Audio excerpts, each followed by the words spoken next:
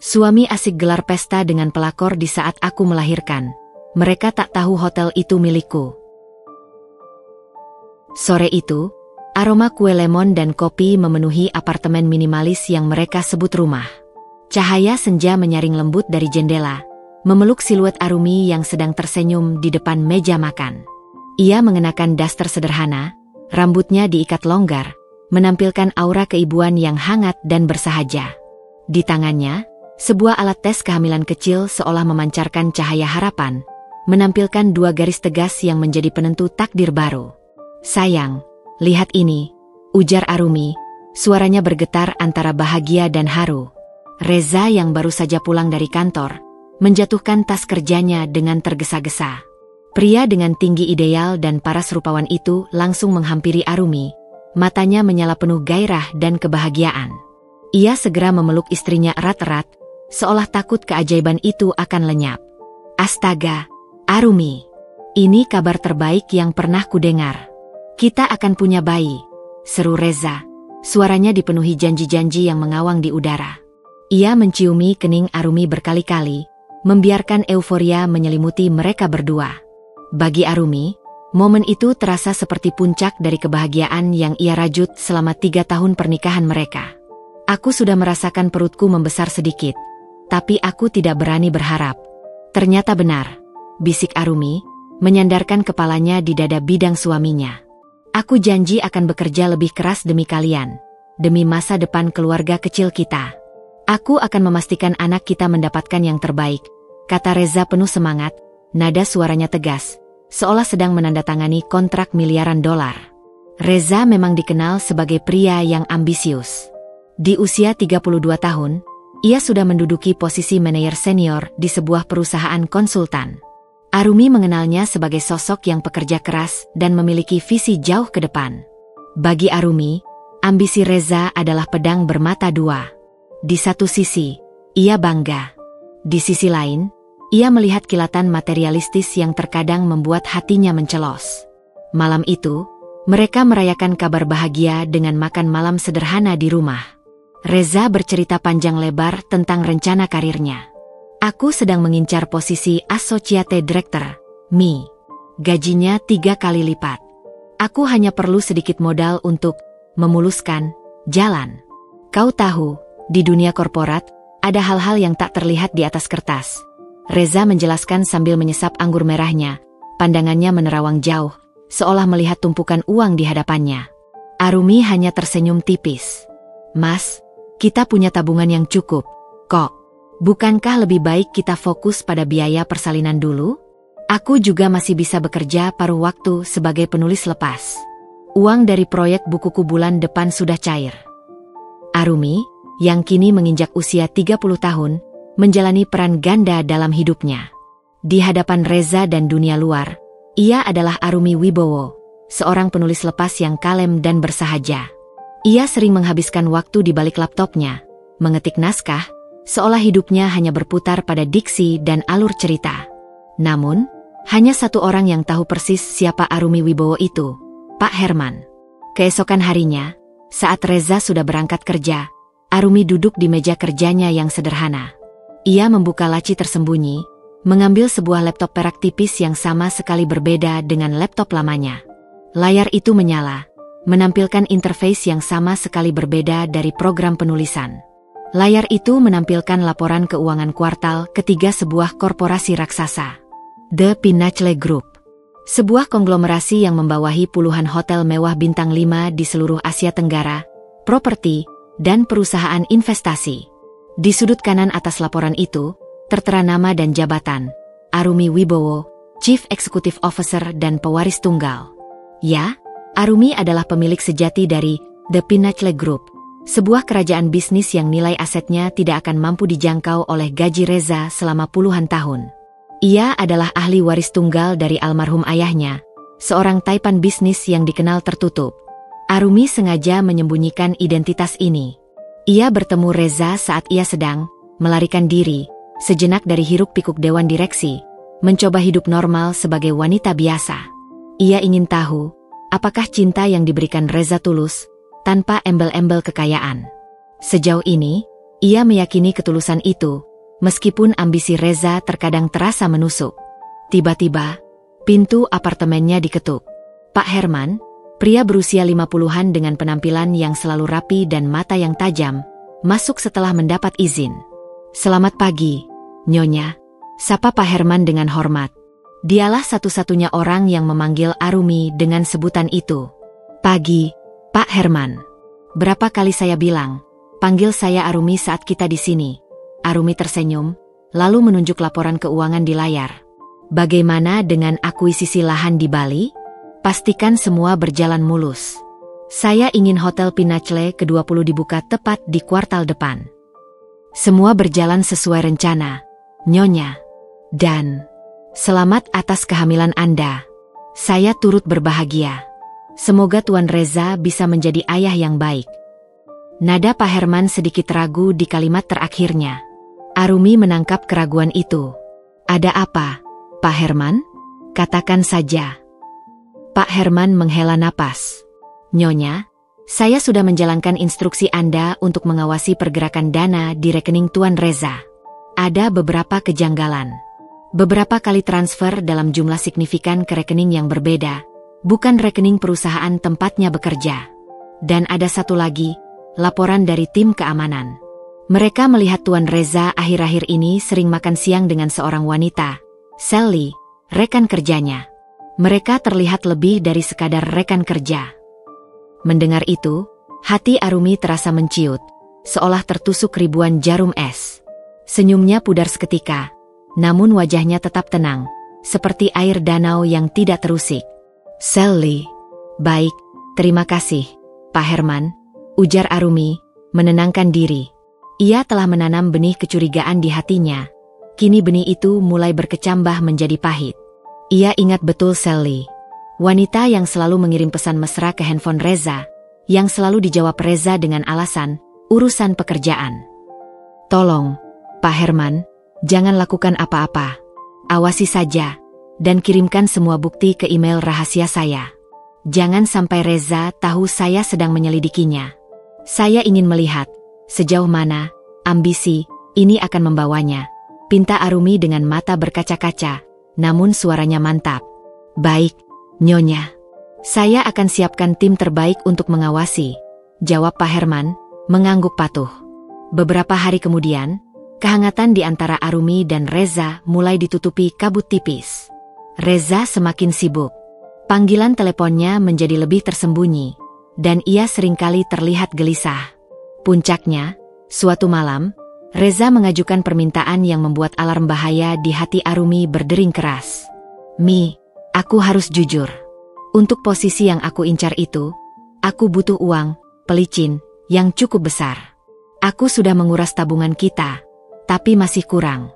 Aku janji, ini demi kita, demi masa depan anak kita," kata Reza, wajahnya menunjukkan ekspresi bersalah yang dibuat-buat. "Berapa banyak, Mas?" tanya Arumi, nadanya datar. 500 juta. "Aku tahu ini banyak, Mi. Tapi aku punya solusi. Perhiasan warisan ibumu yang kau simpan di brankas itu, mereka nilainya fantastis. Jual saja, Mi. Kita bisa beli lagi nanti saat aku sudah menjabat posisi baru," bujuk Reza. Sorot matanya kini fokus pada kotak perhiasan di lemari. Permintaan Reza terasa seperti sambaran petir di siang bolong. Perhiasan itu adalah satu-satunya peninggalan ibunya, benda yang paling berharga secara emosional bagi Arumi. "Mas, perhiasan itu." "Ayolah, Arumi. Ini hanya logam, tak sebanding dengan masa depan cerah yang akan aku berikan pada anak kita. Lagi pula, kau kan sudah kaya dengan ide-ide ceritamu, bukan? Jual saja, ya? Demi aku," desak Reza. Sentuhan di bahu Arumi terasa dingin dan penuh tuntutan. Pada saat itu, Arumi menyadari, cinta yang ia yakini selama ini ternyata hanya topeng yang dipakai Reza untuk memuluskan jalannya meraih harta. Air matanya tertahan di balik kelopak mata. Ia memutuskan, permainan ini harus segera berakhir, namun dengan caranya sendiri. Cara seorang CEO, bukan seorang istri yang patah hati. "Baik, Mas," jawab Arumi perlahan. "Aku akan ambil perhiasannya besok." Keesokan harinya, Arumi menghubungi Pak Herman. Ia meminta perhiasan warisan asli diganti dengan replika yang nyaris sempurna. Ia juga meminta Pak Herman untuk memindahkan sisa dana di rekening bersama mereka ke rekening khusus yang sama sekali tidak diketahui Reza, serta menyiapkan dokumen perceraian. Saya ingin dia merasa benar-benar memegang kendali atas uang itu, Pak Herman. Biarkan dia menggunakan uang itu untuk pesta dan kebahagiaannya. Karena pesta itu akan menjadi panggung terakhirnya sebelum ia jatuh, ucap Arumi dengan senyum dingin, senyum yang sama sekali tidak pernah dilihat Reza. Siap, Nyonya. Semua sudah disiapkan. Tim kami juga baru saja menemukan informasi. Tuan Reza dan Nona Sally telah memesan Presidential Suite di The Pinacle Imperial untuk sebuah perayaan besar dalam waktu dekat. Mereka menggunakan nama Tuan Reza, lapor Pak Herman. Mendengar nama hotelnya sendiri disebut, The Pinacle Imperial, hotel paling mewah di jaringannya, Arumi tertawa kecil. Tawa yang penuh ironi. Tanggal berapa mereka memesannya, Pak Herman? Menurut data reservasi, tanggal 25 bulan depan, Nyonya. Arumi terdiam sejenak. Tanggal itu adalah tanggal perkiraan dokter untuk persalinannya. Reza, kau memilih berpesta dengan wanita lain di hotel milikku, di hari kelahiran anakmu sendiri. Permainanmu benar-benar sudah melampaui batas. Pak Herman, pastikan pemesanan mereka berjalan lancar. Berikan mereka layanan terbaik, VVIP, perintah Arumi. Dan satu hal lagi, pastikan tim keamanan dan seluruh staf hotel yang bertugas di malam itu hanya berkomunikasi dengan Anda. Saya ingin seluruh acara itu terdokumentasi dengan sempurna. Arumi membelai perutnya yang mulai membesar. Ia berjanji, air mata yang ia tahan selama ini akan menjadi kekuatan untuk membalaskan penghinaan ini. Ia adalah Arumi Wibowo. Bukan hanya seorang penulis lepas. Ia adalah wanita yang kini sedang hamil, namun juga ratu yang memegang kunci seluruh kerajaan bisnis itu. Ia akan membuat suaminya dan selingkuhannya menari di atas panggung yang ia siapkan sendiri. Ketenangan yang menyelimuti apartemen minimalis mereka kini terasa seperti badai yang tertidur. Tenang di permukaan, namun menyimpan pusaran energi yang siap meledak. Setelah malam keputusan, raut wajah Arumi berubah drastis. Ia masih tersenyum di depan Reza, memainkan peran sebagai istri penurut yang baru saja mengorbankan pusaka hati demi ambisi suami. Namun, di matanya tersimpan perhitungan tajam seorang jenderal yang sedang menyusun strategi perang.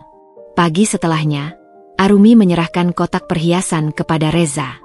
Perhiasan yang Reza yakini asli, peninggalan berharga Ibunda Arumi, padahal sudah ditukar sempurna oleh Pak Herman dengan replika yang nilainya tak seberapa.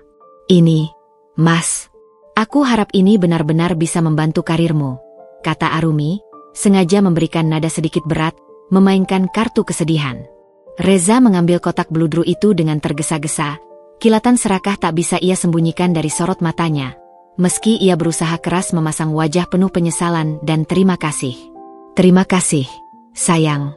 Aku janji, semua ini akan terbayar lunas. Aku akan segera mendapatkan promosi itu, dan kita akan pindah ke rumah yang lebih besar, ujar Reza, mencium kening Arumi sekilas, ciuman yang terasa seperti transaksi bisnis yang dingin bagi Arumi.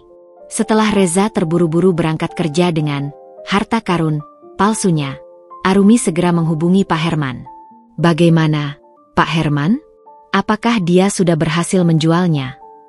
Sudah, Nyonya. Uang hasil penjualan replika tersebut telah dicairkan oleh Reza pagi ini juga. Dan sesuai instruksi Anda, dana tersebut langsung dipindahkannya ke rekening pribadi yang tidak terhubung dengan bisnis Anda. Jumlahnya cukup besar, Nyonya. Dia memang terburu-buru. Arumi mendengus tipis. Sangat terburu-buru. Bagus. Biarkan dia menikmati masa bulan madunya dengan uang itu. Sekarang, fokus pada pergerakan dana di rekeningnya. Saya ingin tahu, untuk apa uang sebesar itu digunakan selain untuk pesta di The Pinacle Imperial? Siap, Nyonya. Ada beberapa transfer yang mencurigakan ke sebuah akun bank luar negeri. Jumlahnya terbagi-bagi, seolah disamarkan. Bank luar negeri? Ini menarik, gumam Arumi, jarinya mengetuk-ngetuk meja kerjanya. Tolong selidiki kemana arah uang itu mengalir. Jangan sampai ada satu benang pun yang terlepas. Saya ingin bukti sejelas kristal sebelum pertunjukan dimulai. Hari-hari berikutnya terasa seperti arena sandiwara bagi Arumi. Perannya sebagai istri bahagia menjadi semakin sulit, terutama saat ia menerima email berisi foto dan rekaman suara dari Pak Herman. Di satu file, ada rekaman suara Reza yang sedang berbicara dengan Sally melalui telepon.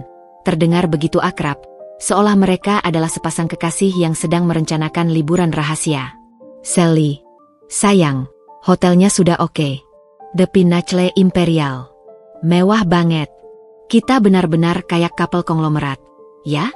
Pokoknya pesta perpisahan kita dengan si tua itu harus heboh. Terima kasih ya. Kamu keren banget bisa atur semua ini.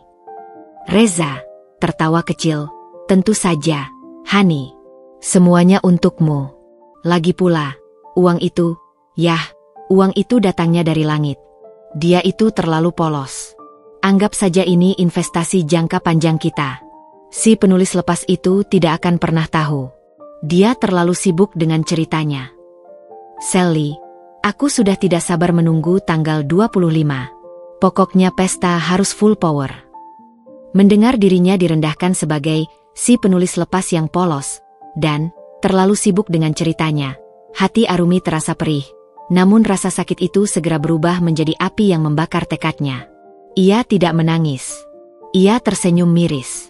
Reza tidak hanya menipu hartanya, tapi juga menghina kecerdasannya. Arumi segera mengirim pesan singkat kepada Pak Herman. Pak Herman, tambahkan upgrade di pemesanan Tuan Reza. Berikan mereka sampahnya termahal. Saya ingin setiap detail pesta itu sempurna dan semahal mungkin. Nyonya, bukankah itu hanya akan menambah kerugian? Tanya Pak Herman hati-hati melalui telepon. Kerugian? Tidak, Pak Herman. Ini adalah investasi balas dendam. Semakin besar biaya yang mereka keluarkan, semakin besar hutang yang harus mereka bayar. Lagi pula, hotel itu milik saya. Uang itu tetap berputar di kantong saya sendiri, kan? Arumi menjawab dengan tenang, logika bisnisnya mengalahkan emosi pribadi. Semakin dekat tanggal persalinan, semakin besar pula jarak emosional antara Arumi dan Reza. Reza sering pulang larut, dan ketika di rumah, ia sibuk dengan teleponnya, selalu menjauhkan dirinya saat Arumi mendekat. Suatu malam, Arumi memberanikan diri untuk menguji seberapa jauh keberanian Reza dalam menutupi kebohongannya. Mas, akhir-akhir ini aku sering bermimpi buruk. Arumi memulai percakapan saat mereka sedang makan malam. Aku bermimpi kamu pergi, meninggalkan aku dan anak kita. Reza meletakkan sendoknya, tersenyum dibuat-buat. Astaga, Mi, itu hanya bawaan hormon kehamilan. Aku tidak akan pernah meninggalkanmu. Aku sedang berjuang mati-matian di kantor agar kita semua hidup enak. Aku lembur demi anak kita. Jangan terlalu banyak berpikir yang aneh-aneh, ya. Lembur?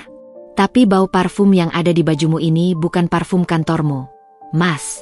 Ini parfum wanita, dan baunya sangat manis. Arumi berkata pelan, suaranya tenang, namun sebilah pisau tersimpan di balik kata-katanya.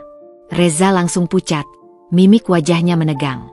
Ia segera mencari alasan. Oh, itu pasti parfum dari klien perempuanku. Dia agak genit, tapi aku harus profesional. Jangan cemburu begitu, sayang. Percayalah padaku. Percaya, kata Arumi, mengangguk perlahan. Aku selalu percaya padamu, Mas. Hanya saja, aku berharap kau juga percaya padaku. Aku berharap kau mau jujur padaku. Reza buru-buru memeluk Arumi. Aku jujur, sayang. Aku cinta kamu dan anak kita. Pelukan itu terasa hampa, seperti pelukan patung es. Di balik pelukan itu, Arumi berbisik dalam hati, kau sudah gagal, Reza. Kau memilih kebohongan alih-alih kejujuran di detik-detik terakhirku memberimu kesempatan. Arumi, meskipun membawa janin di perutnya, tidak pernah berhenti bekerja. Bukan sebagai penulis lepas, melainkan sebagai CEO. Ia memanggil manajer umum The Pinacle Imperial, Mr. Danu, untuk pertemuan rahasia di sebuah villa terpencil miliknya. Mr. Danu, saya ingin memastikan Anda dan tim Anda memahami betul apa yang akan terjadi pada tanggal 25 nanti. Saya ingin setiap staf yang berhubungan dengan Presidential Suite memahami skenario rahasia ini. Arumi berbicara dengan nada komando, auranya berubah total menjadi sosok pemimpin yang disegani. Siap, Nyonya Arumi. Semua sudah dipersiapkan. Semua CCTV di area suite telah disiapkan untuk siaran langsung internal. Kami bahkan sudah berkoordinasi dengan tim kepolisian yang akan siaga, lapor Mr. Dano. Bagus. Pastikan tim Food and Beverage juga menyiapkan menu pesta dengan detail. Saya ingin Sally merasa dia benar-benar ratu malam itu. Saya ingin mereka tenggelam dalam kebahagiaan palsu mereka. Arumi menyeringai tipis. Tapi, Nyonya, bukankah Tuan Reza tidak tahu kalau Anda adalah pemilik hotel? Bagaimana jika dia curiga dengan pelayanan yang terlalu berlebihan? Tanya Mr. Dano. Bingung. Jangan khawatir, Mr. Dano.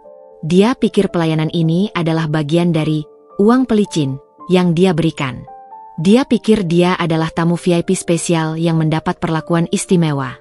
Dia terlalu dibutakan oleh keserakahan, sehingga logikanya sudah tumpul, jelas Arumi. Sambil mengatur semua detail hotelnya, Arumi juga menyiapkan kedatangan bayinya. Ia membeli semua perlengkapan bayi, memilih rumah sakit bersalin terbaik, yang ironisnya, juga merupakan properti di bawah investasi The Pinnacle Group, dan menyiapkan kamar bayi di apartemen mereka. Semua dilakukan sendiri tanpa kehadiran Reza. Saat Arumi sedang merakit tempat tidur bayi, Reza masuk dengan wajah berseri-seri. Mi, aku harus pergi ke luar kota selama beberapa hari. Ada proyek besar yang harus kumonitor langsung. Ini sangat penting untuk promosi, kata Reza dengan nada penuh janji. Arumi menatap mata Reza lekat-lekat. Tahu persis kemana, luar kota, itu sebenarnya. Dia bahkan tidak repot-repot mencari alasan yang masuk akal. Dia menggunakan kata, proyek, untuk menutupi perselingkuhannya. Baiklah, Mas. Hati-hati di jalan. Aku akan sendirian di sini. Kuharap kamu kembali sebelum bayinya lahir. Arumi berkata, matanya memancarkan kesedihan yang tulus. Kesedihan karena melihat betapa buruknya pilihan hidup suaminya. Reza memeluk Arumi sekilas. Tentu, sayang. Aku pasti kembali. Doakan aku sukses, ya. Setelah Reza pergi, meninggalkan jejak bau parfum mahal dan kebohongan, Arumi memegang perutnya. Ia tahu, perjalanan bisnis, Reza kali ini akan menjadi perjalanan tanpa tiket pulang bagi hubungan mereka. Ia kembali membuka laptop rahasianya, melihat daftar tamu pesta yang dikirim Pak Herman. Nama Sally berada di posisi paling atas, diikuti oleh rekan-rekan kerja yang mudah dihasut oleh Reza. Semuanya sudah siap. Permainan telah memasuki babak penentuan. Arumi bersiap. Ia bukan lagi wanita polos yang terperangkap dalam romansa palsu. Ia adalah Arumi Wibowo, sang pewaris tunggal, yang kini hanya menunggu aba-aba dari alam, kelahiran putrinya, untuk menarik tuas roller coaster kehancuran suaminya. Waktu persalinan yang semakin dekat dengan tanggal pesta menjadi bom waktu yang paling kejam. Setelah kepergian Reza yang berkedok, proyek luar kota, apartemen itu terasa dingin, namun juga sepi dari kebohongan yang menggantung di udara. Arumi kini sepenuhnya fokus pada dua hal, menjaga kesehatan janinnya yang siap lahir kapan saja, dan mengatur jaringan pembalasan yang ia sebut perangkap ratu. Pada dasarnya, Arumi telah menerima fakta pahit itu. Suaminya adalah serigala berbulu domba yang hanya mengincar hartanya. Namun, mengetahui dan menerima adalah dua hal yang berbeda. Kadang, saat ia memandang foto pernikahannya, hatinya masih terasa sakit, perih yang tak terperikan. Ia harus mengalihkan rasa sakit itu menjadi energi yang terarah. Pagi itu, Pak Herman datang membawa paket data terbaru.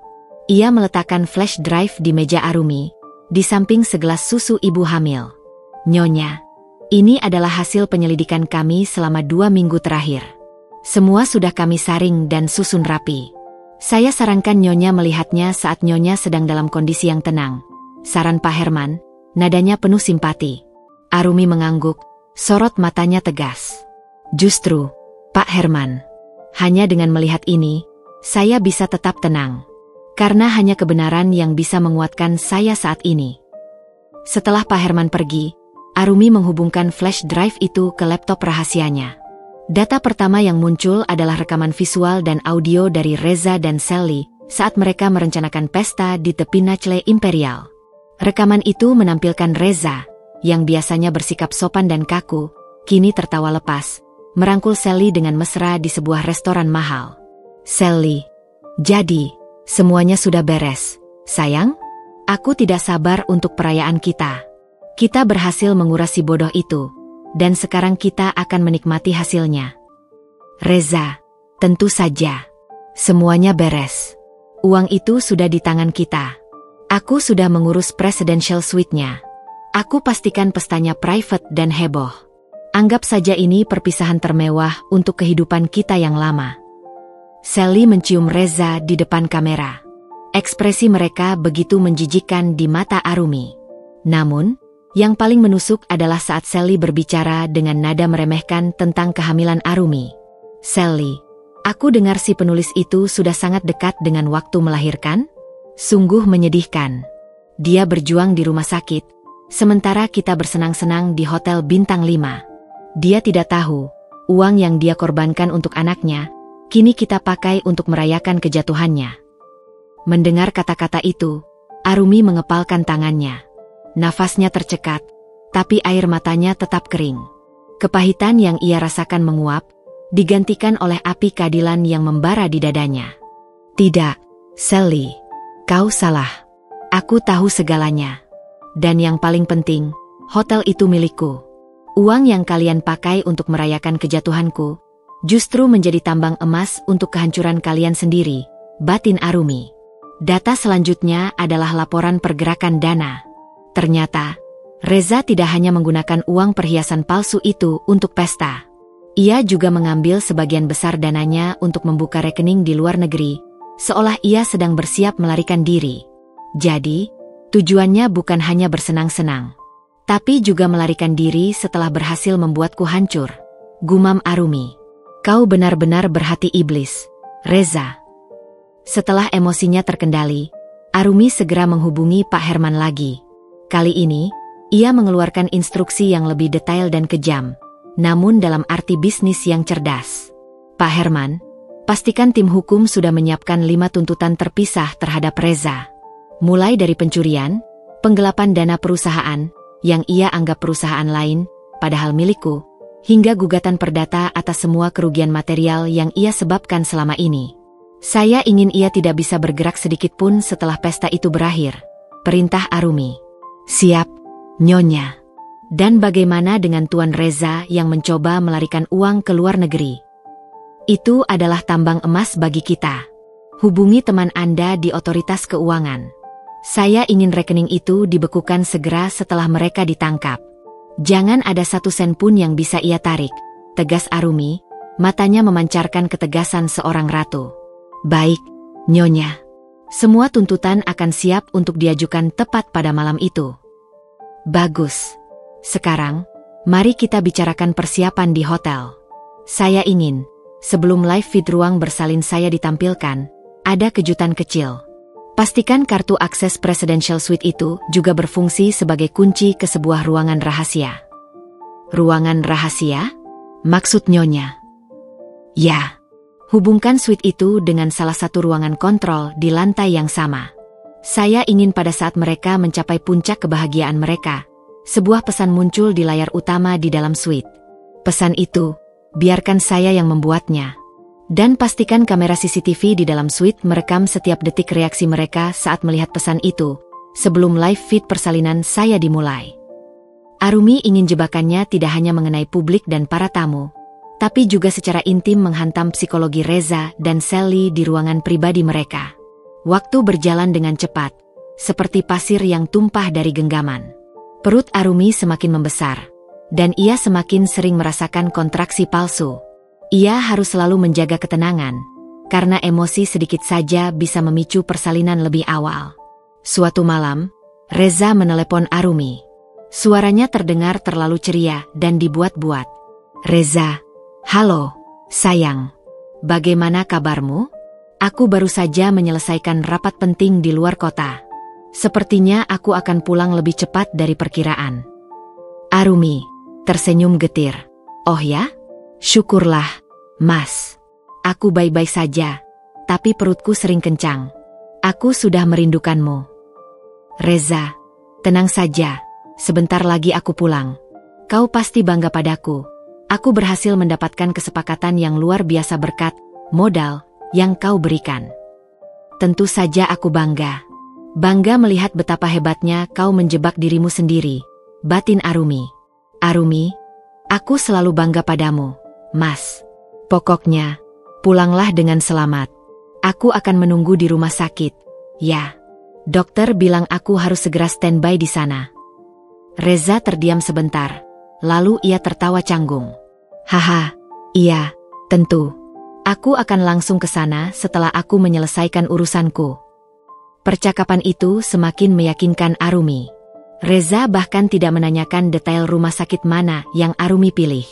Pikirannya sudah sepenuhnya terfokus pada pesta dan Sally. Seminggu sebelum tanggal penentuan, Arumi memutuskan untuk melakukan pemeriksaan mendalam terakhir. Ia menyamar, mengenakan wig dan kacamata besar, lalu pergi ke tepi Nachle Imperial. Ia tidak ingin manajer atau staf di sana mengenalinya sebagai CEO, hanya sebagai seorang pengawas biasa. Ia menyusuri koridor, naik lift VVIP, dan berhenti tepat di depan Presidential Suite yang dipesan Reza dan Sally. Koridornya sepi, karpet tebal meredam suara langkah kakinya. Arumi menyentuh ukiran pintu suite itu, merasakan tekstur kayu mahal yang sama sekali tidak pantas diinjak oleh sepasang pengkhianat. Ia bertemu dengan Emer Danu, yang menyamar sebagai teknisi hotel. Nyonya, semua sound system dan proyektor sudah terpasang. Tim CCTV sudah siap siaga di ruang kontrol rahasia. Semua tamu sudah dikonfirmasi. Mereka akan datang berpasangan. Sebagian besar adalah teman kerja Tuan Reza dan Nona Sally, lapor Emer Danu pelan. Bagus. Dan bagaimana dengan plot twist di akhir pesta? Sudah siap? Tanya Arumi. Sudah, Nyonya. Pengacara dan petugas kepolisian akan masuk tepat setelah live feed Nyonya berakhir. Kami sudah memastikan bahwa tidak ada jalan keluar lain dari area pesta, selain melalui lobi yang sudah dikepung. Arumi mengangguk puas. Ia membayangkan Reza dan Sally, yang kini mengira diri mereka raja dan ratu di hotel termegah, akan jatuh terperosok ke dalam lubang yang ia gali sendiri. Sebelum meninggalkan hotel, Arumi singgah ke sebuah toko di lobi. Ia membeli sebuah boneka bayi mewah dan memeluknya erat-erat. Ia ingin menanamkan keyakinan pada dirinya sendiri. Semua penderitaan dan rencana ini adalah untuk anak yang ada di perutnya. Ia tidak hanya membalas dendam, ia sedang membangun fondasi keadilan untuk putrinya. Aku tidak akan membiarkan kebohongan ayahmu merusak hidupmu, sayang, bisik Arumi pada perutnya. Dengan hati yang kini seolah terbuat dari baja, Arumi meninggalkan hotel. Tanggal 25 telah tiba di ambang pintu. Kontraksi palsu sudah berubah menjadi rasa sakit yang lebih nyata. Ia tahu, pesta dan persalinan akan menjadi satu kesatuan yang tidak terpisahkan. Mendekati tanggal 25, hari yang dinanti sekaligus mendebarkan, hidup Arumi terasa bergerak dalam dua kecepatan yang berbeda. Di satu sisi, ada rasa sakit kontraksi yang semakin intens dan peringatan dokter untuk segera siaga di rumah sakit. Sebuah sinyal bahwa sang buah hati siap melihat dunia. Di sisi lain, ia harus tetap menjalankan perannya sebagai CEO yang dingin dan kalkulatif, memastikan setiap gigi dalam mesin, perangkap ratu, berjalan sempurna di tepi Nachle Imperial. Arumi telah memutuskan untuk menghabiskan hari-hari terakhirnya di villa pribadi yang terpencil, jauh dari apartemen yang kini terasa diselimuti aroma pengkhianatan. Ia ditemani oleh Pak Herman dan seorang perawat pribadi. Pagi itu, Pak Herman menyerahkan sebuah kartu akses berlapis emas kepada Arumi, kartu yang sama persis dengan yang diterima Reza dan Sally untuk Presidential Suite. Nyonya, ini adalah kunci cadangan Presidential Suite. Semua sistem keamanan dan firewall hotel sudah berada di bawah kendali penuh tim teknis kita. Emer Danu dan seluruh staf sudah siap 100%. Lapor Pak Herman, matanya memancarkan rasa kagum terhadap ketegasan majikannya. Arumi memutar-mutar kartu emas itu di tangannya. Bagus. Saya hanya ingin memastikan satu hal, Pak Herman. Pemesanan mereka itu, apakah sudah di-upgrade secara diam-diam? Tentu saja, Nyonya. Atas permintaan khusus, pemilik rahasia, Pemesanan standard suite mereka diubah menjadi presidential suite yang paling mewah di hotel kita. Mereka pikir ini adalah hasil uang pelicin yang dibayarkan Reza. Mereka tidak tahu, mereka sedang menyewa panggung termewah untuk drama kehancuran mereka sendiri. Biayanya sudah dicatat sebagai hutang yang akan ditagih di pengadilan. Arumi tersenyum tipis, senyum yang tak mencapai matanya. Fantastis. Tolong pastikan juga, Pak Herman, bahwa ruangan itu sudah dilengkapi dengan sistem audio terbaik. Saya ingin suara live feed nanti terdengar jernih dan menggelegar. Sudah diatur. Bahkan, ada sistem proyektor tersembunyi yang akan memproyeksikan pesan pribadi Nyonya tepat di tengah ruangan suite sebelum siaran persalinan dimulai. Semacam pembukaan pertunjukan yang intim, jelas Pak Herman. Arumi menyandarkan punggungnya di sofa, menghela napas panjang. Rasa sakit di perutnya kini menjadi pengingat konstan bahwa waktu semakin menipis. Apakah ada kabar dari Reza? Tanya Arumi, menyebut nama suaminya dengan nada datar, seolah ia sedang membicarakan orang asing. Tuan Reza mengirim pesan singkat. Nyonya. Dia bilang rapatnya berjalan sukses besar dan dia akan segera kembali untuk menemani Anda di rumah sakit. Tentu saja, itu hanya alibi, karena kami tahu dia baru saja check-in di tepi Nachle Imperial, ditemani Nona Sally. Mereka sedang menikmati fasilitas hotel. Nyonya. Dengan uang Anda, jawab Pak Herman, berusaha melunakkan kata-katanya. Hati Arumi terasa seperti gumpalan es yang mulai mencair, tetapi ia segera mengeraskannya kembali. Aku tidak boleh luruh sekarang. Demi anakku. Luar biasa. Arumi mendesis. Dia bahkan tidak repot-repot menelepon. Hanya pesan singkat. Baik. Jangan biarkan dia tahu saya sudah tahu. Biarkan dia menikmati setiap detik kemenangannya. Arumi kemudian meminta Pak Herman untuk memutar rekaman audio dari ruang resepsi The Pinnacle Imperial. Ia ingin mendengar bagaimana Reza dan Sally berinteraksi dengan staf hotel, yang sebenarnya adalah bawahannya sendiri. Terdengar suara Reza yang sombong. Reza, saya Reza Wibowo, pemesan Presidential Suite hari ini. Pastikan semua servis berjalan tanpa celah. Saya adalah tamu sangat penting di sini. Jadi jangan sampai ada kekurangan sedikit pun. Sally, dengan nada manja, ya, kami akan mengadakan perayaan besar. Kami adalah VIP. Aku harap kalian memperlakukan kami layaknya raja dan ratu malam ini. Ingat, champagne yang paling mahal. Di latar belakang, terdengar suara front office manager yang sangat formal. Tentu saja, Tuan dan Nyonya. Kami akan memastikan semua berjalan sempurna. Selamat menikmati suite terindah kami. Arumi memejamkan mata saat mendengar rekaman itu. Mereka benar-benar menikmati hayalan mereka. Pak Herman, ini menyedihkan. Justru ini bagus, Nyonya. Semakin tinggi mereka terbang, semakin sakit kejatuhannya. Pak Herman mencoba menghibur. Arumi kemudian mengambil handphone lamanya, yang digunakan untuk berkomunikasi dengan Reza. Ia mengirim sebuah foto selfie ke Reza. Foto dirinya yang tampak pucat, tetapi dengan senyum tegar, berlatar belakang kamar rumah sakit bersalin yang nyaman. Arumi, via pesan Mas, aku sudah di rumah sakit atas saran dokter. Kontraksinya makin sering. Aku tahu kamu sibuk dengan proyek MU, tapi kuharap kamu bisa datang tepat waktu untuk melihat putri kita. Arumi tahu, pesan ini tidak akan mengubah apapun. Reza mungkin hanya membalas dengan emotikon atau janji palsu lainnya. Tapi, pesan ini adalah umpan terakhir untuk menarik Reza ke puncak rasa bersalah dan penyesalan, sesaat sebelum ia dihancurkan. Tak lama kemudian, balasan dari Reza masuk. Reza, via pesan ia, sayang, pasti. Aku usahakan segera selesai. Kamu kuat, kok. Fokus ke bayi, ya. Jangan cemas soal aku. Aku sedang berjuang keras di sini. Arumi tertawa hampa. Berjuang? Dia berjuang dengan Sally di Jacuzzi Presidential Suite, Pak Herman. Lihatlah betapa mudahnya dia berbohong. Menjelang sore, rasa sakit itu tak bisa lagi disebut kontraksi palsu. Perawat pribadinya, Suster Rina, mulai panik. Nyonya, kita harus segera bergerak ke rumah sakit sekarang. Kontraksi Nyonya sudah sangat teratur dan dekat. Kita tidak punya banyak waktu, seru Suster Rina. Arumi menggenggam tangan Suster Rina. Wajahnya menahan sakit, tetapi matanya tetap fokus dan tajam. Suster, tolong tenang. Panggil Pak Herman. Kita akan berangkat, tapi jangan terburu-buru. Saya masih harus melakukan satu panggilan video terakhir. Pak Herman masuk dengan wajah cemas. Nyonya, kita harus segera pergi. Kesehatan Anda dan bayi lebih utama. Saya tahu, Pak Herman. Justru karena itu, ini harus dilakukan, kata Arumi. Lalu ia menghubungi Mr. Danu di hotel. Panggilan video itu tersambung. Mr. Danu, dengarkan saya baik-baik. Saya sedang menuju rumah sakit. Itu artinya, saatnya telah tiba. Arumi berbicara. Jeda setiap katanya terasa berat karena rasa sakit.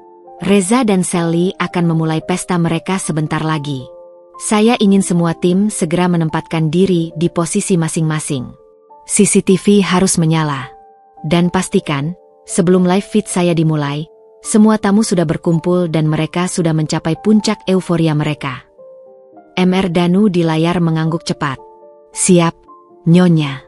Tim kami sudah melihat mereka berdandan dan mulai menyambut tamu di suite dan aula pribadi yang sudah kami siapkan. Mereka benar-benar terlihat sangat bahagia. Nyonya. Bagus. Arumi menghela napas. Rasa sakitnya kini mencapai puncak. Jika nanti tiba-tiba ada instruksi yang terlewat, gunakan kebijaksanaan Anda untuk membuat momen itu menjadi paling dramatis. Ingat, ini adalah pertunjukan sekali seumur hidup bagi mereka. Kami mengerti, Nyonya. Selamat berjuang. Setelah memutus panggilan, Arumi bersiap dibantu Suster Rina. Ia memandang ke arah Pak Herman, wajahnya kini dipenuhi peluh dan kesakitan. Pak Herman, pastikan Anda juga segera menuju ruang kontrol di rumah sakit. Anda adalah direktur utama dari pertunjukan ini. Hanya Anda yang bisa mengendalikan semua switch antara rumah sakit dan hotel, pinta Arumi. Saya akan segera menyusul Nyonya. Saya akan memastikan semuanya berjalan sesuai rencana. Nyonya Arumi. Jangan khawatirkan mereka. Fokus pada bayi, kata Pak Herman. Wajahnya menunjukkan kesetiaan tak tergoyahkan. Arumi mengangguk. Ia tahu, rasa sakit yang ia alami sekarang, 1/10 bagian saja tidak akan sebanding dengan rasa sakit dan malu yang akan dirasakan Reza dan Sally nanti. Ia memasuki mobil dengan hati yang terasa seperti perpaduan antara baja dan kristal rapuh.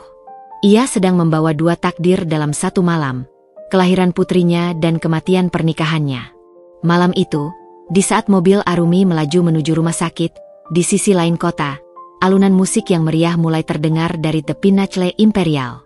Reza dan Sally, yang tenggelam dalam anggur mahal dan pujian para tamu, sama sekali tidak menyadari bahwa langit-langit presidential suite yang mereka sewa adalah langit-langit yang sama yang akan menimpakan kehancuran pada mereka. Mobil hitam mewah itu melaju membelah malam, membawa Arumi yang kini tengah berada di ambang batas fisik dan emosionalnya. Setiap kali kontraksi datang, rasa sakitnya menusuk, membuat napasnya tertahan. Namun, di antara jeda rasa sakit itu, pikirannya tetap jernih, bagaikan mercusuar di tengah badai. Di jok belakang, Arumi menggenggam erat tangan Suster Rina. Suster, tolong jangan panik. Kontraksinya masih bisa saya tangani, ujar Arumi, meski wajahnya sudah pucat pasi. Nyonya Arumi, ini sudah tidak bisa ditunda lagi. Kontraksinya datang setiap 3 menit. Kita harus cepat. Suster Rina terdengar khawatir. Kita akan sampai tepat waktu, Arumi meyakinkan, lalu menoleh ke depan, tempat sopirnya fokus mengemudi. Tak lama kemudian, mobil tiba di rumah sakit bersalin mewah yang tenang dan eksklusif. Rumah sakit ini, seperti yang Arumi tahu, adalah salah satu properti investasi di bawah payung The Pinnacle Group, menjamin privasi dan layanan kelas atas. Saat Arumi dipindahkan ke kursi roda, ia mengeluarkan handphone lamanya. Ia melihat layar, pukul 20. Pesta di The Pinnacle Imperial pasti sudah dimulai. Arumi berbisik pada dirinya sendiri, Reza, kau sudah memilih pestamu. Aku memilih bayiku. Ia segera menghubungi Pak Herman yang sudah standby di ruang kontrol rumah sakit. Pak Herman, saya sudah di ruang bersalin. Tolong pastikan update terakhir dari hotel. Suara Pak Herman terdengar mendesak, tetapi profesional.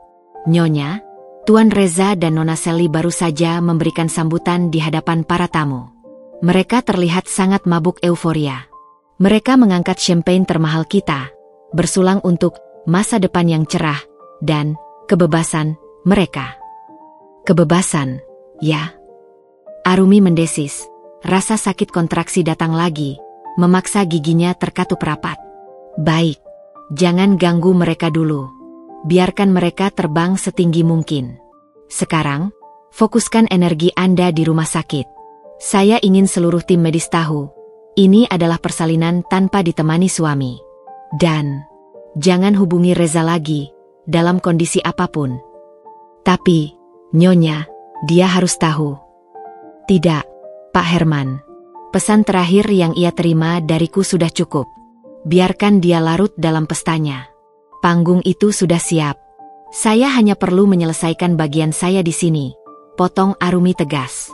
Di ruang bersalin yang dingin namun mewah, perjuangan Arumi dimulai. Ia tidak mengeluh, tidak menjerit. Setiap tarikan napasnya adalah batu pijakan menuju kelahiran putrinya dan menuju kebebasan dirinya. Dokter dan perawat yang mengelilinginya takjub dengan ketenangan yang Arumi pancarkan, padahal ia sedang melalui momen paling menyakitkan dalam hidupnya. Mereka tidak tahu, wanita di hadapan mereka tidak hanya berjuang melahirkan bayi, tetapi juga sedang memimpin operasi balas dendam terbesar dalam hidupnya. Bu Arumi, kita sudah hampir sampai. Sedikit lagi, seru Dokter Rina. Sementara itu, di sebuah sudut ruang bersalin yang tersembunyi, sebuah kamera profesional yang terhubung dengan studio mini sudah menyala. Ini adalah alat yang akan mengirimkan live feed ke The Pinnacle Imperial. Arumi memejamkan mata, memfokuskan seluruh energinya. Tiba-tiba, ia teringat suara tawa Reza dan Sally, kata-kata meremehkan tentang uang yang dikorbankan untuk anaknya. Rasa sakit itu seolah menjadi bahan bakar bagi kekuatannya. Aku tidak sendirian. Ada putriku di sini. Dialah alasanku. Ia mengejan dengan sekuat tenaga, membiarkan tubuhnya dikuasai rasa sakit yang murni dan tulus. Rasa sakit yang sangat kontras dengan keriuhan pesta penuh kepalsuan yang sedang terjadi. Pada saat yang sama, di The Pinnacle Imperial, suasana pesta mencapai klimaks. Musik menghentak, lampu sorot berkilauan, dan puluhan tamu bersorak-sorai. Reza dan Sally, keduanya tampak mewah dan mabuk oleh kesenangan. Reza, yang mengenakan tuxedo mahal, memegang Sally yang bergaun minim, menari di tengah aula pribadi yang disewa secara eksklusif. Sally berteriak kegirangan, "Pesta ini fantastis, sayang. Benar-benar sesuai mimpiku. Kau memang hebat." Si penulis itu tidak akan pernah bisa membayangkan pesta semewah ini. Reza, sambil memeluk Sally erat, "Tentu saja. Aku sudah bebas dari belenggu itu. Aku berhasil. Sekarang, nikmatilah, sayang. Malam ini adalah malam kemenangan kita." Tiba-tiba, di tengah tawariang mereka, handphone Reza bergetar. Sebuah pesan dari Suster Rina. "Suster Rina, via pesan. Atas instruksi Pak Herman, Tuan Reza, istri Anda kritis. Pembukaan sudah lengkap. Dokter mencari Anda. Mohon segera datang." Reza membaca pesan itu. Wajahnya menunjukkan sedikit kegelisahan, namun hanya sekelebat. Ia segera mematikan layar handphonenya dan memasukkannya ke saku. Ia memilih mengabaikan panggilan tugas terpenting dalam hidupnya. "Sally, ada apa, sayang?" Gangguan dari dia lagi. Reza tertawa sinis, "Bukan siapa-siapa. Hanya urusan kecil. Malam ini, fokus kita hanya satu, merayakan kita. Ayo, Hani, aku ingin kita bersulang sekali lagi di depan semua orang." Reza mengambil mikrofon, meminta perhatian tamu. Ia berdiri di podium kecil, Sally di sampingnya. "Reza, teman-teman, malam ini bukan hanya perayaan kenaikan jabatan. Malam ini adalah proklamasi kebebasan. Kebebasan dari ikatan yang salah, kebebasan untuk mencintai, dan kebebasan finansial yang akan kita raih bersama. Untuk Sally, wanita yang aku cintai." Tamu-tamu bersorak, mengangkat gelas. Mr. Danu, yang menyamar sebagai kepala pelayan, mengamati semua dari kejauhan, memberikan kode kepada Pak Herman melalui ERPC rahasia. Mr. Danu berbisik, "Pak Herman, mereka sudah mencapai puncak euforia. Tuan Reza baru saja memproklamasikan cintanya pada Nona Sally di depan umum." "Pak Herman, di ruang kontrol RS Sempurna." "Tahan dulu."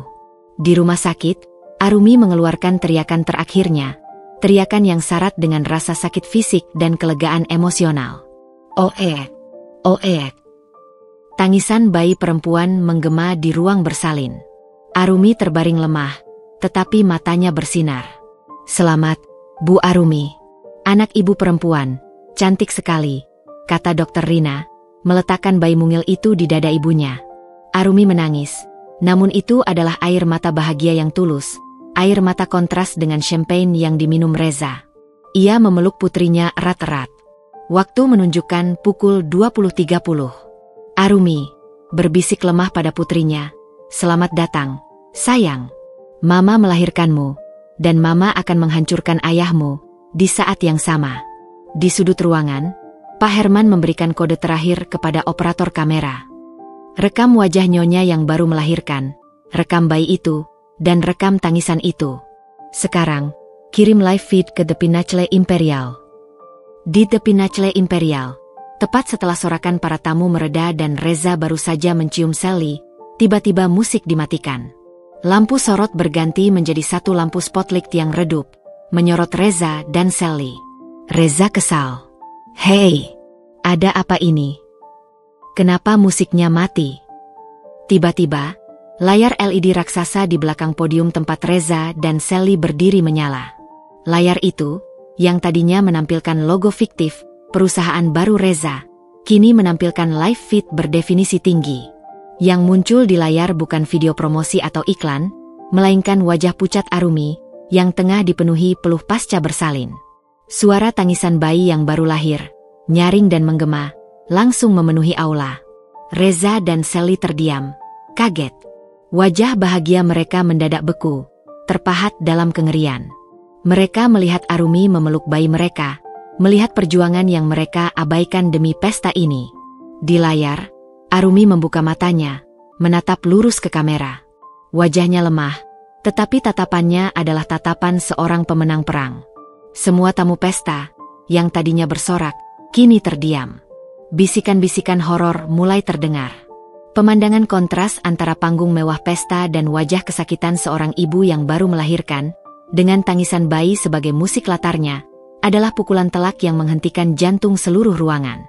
Reza dan Sally saling pandang, mata mereka dipenuhi pertanyaan, panik, dan ketakutan yang mendalam. Mereka telah ditonton, dan mereka telah tertangkap basah di puncak kejahatan mereka. Keheningan yang mencengkeram aula pesta di The Pinacle Imperial. Suara tangisan bayi dari live feed di layar raksasa terasa seperti jeritan kebenaran yang menghantam telinga Reza dan Sally. Mereka berdiri terpaku di bawah sorotan lampu redup, wajah mereka seputih pualam saat menyadari apa yang terjadi. Di layar, Arumi yang baru melahirkan menatap kamera, dan tatapan itu, meskipun lemah, berkekuatan ribuan volt yang menyengat Reza hingga ke tulang. "Reza," berbisik, suaranya tercekat, ini tidak mungkin. Siapa yang berani melakukan ini?" Ia langsung berlari ke belakang layar, mencoba mencari kabel atau sakelar untuk mematikan proyektor. Namun semua sudah terpasang rapi dan tersembunyi. Sally, panik, menarik lengan Reza. "Sayang, cepat matikan. Semua orang melihat kita. Mereka melihat istrimu melahirkan saat kita bersulang." Tamu-tamu pesta, yang tadinya larut dalam euforia, kini saling berbisik. Beberapa mengeluarkan handphone mereka, merekam momen dramatis yang surrealis itu. Mereka adalah saksi bisu dari pengkhianatan yang paling sinis. Tiba-tiba, Arumi di layar menggerakkan bibirnya. Meskipun suaranya lemah karena kelelahan, suara itu menggelegar dan memantul melalui sistem speaker hotel yang sengaja disetel keras. "Arumi, via speaker, selamat menikmati pestanya, Mas Reza. Bukankah pestanya luar biasa? Aku harap champagne termahal yang kamu minum terasa manis." Kata-kata itu, disuarakan dengan ketenangan yang menakutkan, langsung menghunjam jantung Reza. Ia menghentikan aksinya mencari sakelar, berbalik menghadap layar dengan mata membelalak. "Arumi, itu kamu? Bagaimana kau bisa melakukan ini?" Reza berteriak ke arah layar. "Arumi," via speaker, Aku sedang menyelesaikan tugas yang jauh lebih mulia daripada yang sedang kau rayakan. Aku baru saja melahirkan putri kita. Putri yang seharusnya kau temani kelahirannya. Tapi kau pilih merayakan kesombonganmu." Tangisan bayi kembali terdengar, seolah menjadi orkestra kesedihan yang mengiringi kehancuran Reza. Saat Reza dan Sally masih terombang-ambing dalam kebingungan, layar live feed Arumi tiba-tiba menghilang. Cahaya di aula kembali normal. Namun ketegangan tidak mereda, justru meningkat. Layar raksasa kini menampilkan sebuah presentasi. Judulnya, Investasi Karir Reza Wibowo. Di layar pertama, terpampang foto-foto CCTV yang diambil secara tersembunyi selama berbulan-bulan. Foto-foto Reza dan Sally sedang bermesraan, berciuman di kantor, hingga momen saat mereka check-in di berbagai hotel lain. Setiap foto disertai dengan tanggal dan waktu yang jelas. Sally, wajahnya memerah karena malu dan marah. "Ini fitnah. Foto-foto ini diedit." Reza mulai panik, memandang para tamu. "Percayalah, ini hanya kesalahpahaman. Istriku sedang sakit, dia berhalusinasi." Namun, layar beralih ke klip video. Klip video dari Ban menampilkan Reza sedang menjual perhiasan warisan Ibu Arumi, perhiasan yang ia pikir asli, di toko perhiasan langganan keluarga Arumi. Video berikutnya menunjukkan transaksi transfer uang dalam jumlah besar dari rekening bersama Arumi ke rekening pribadi Reza, dan kemudian ke rekening Sally. Suara narator yang profesional dan dingin terdengar, menjelaskan setiap transaksi secara rinci, termasuk jumlah uang yang dicuri. Narator, suara Pak Herman, yang diputar dari ruang kontrol total dana yang dicuri dari Nyonya Arumi Wibowo untuk membiayai perselingkuhan dan gaya hidup mewah mereka mencapai X miliar rupiah. Dan yang paling sinis, dana tersebut digunakan untuk membayar biaya sewa tempat pesta malam ini. Para tamu kini berbisik bukan lagi karena kaget, tapi karena jijik. Mereka adalah rekan kerja Reza, dan mereka sadar bahwa ambisi Reza ternyata didasari oleh kecurangan. Tamu pria 1.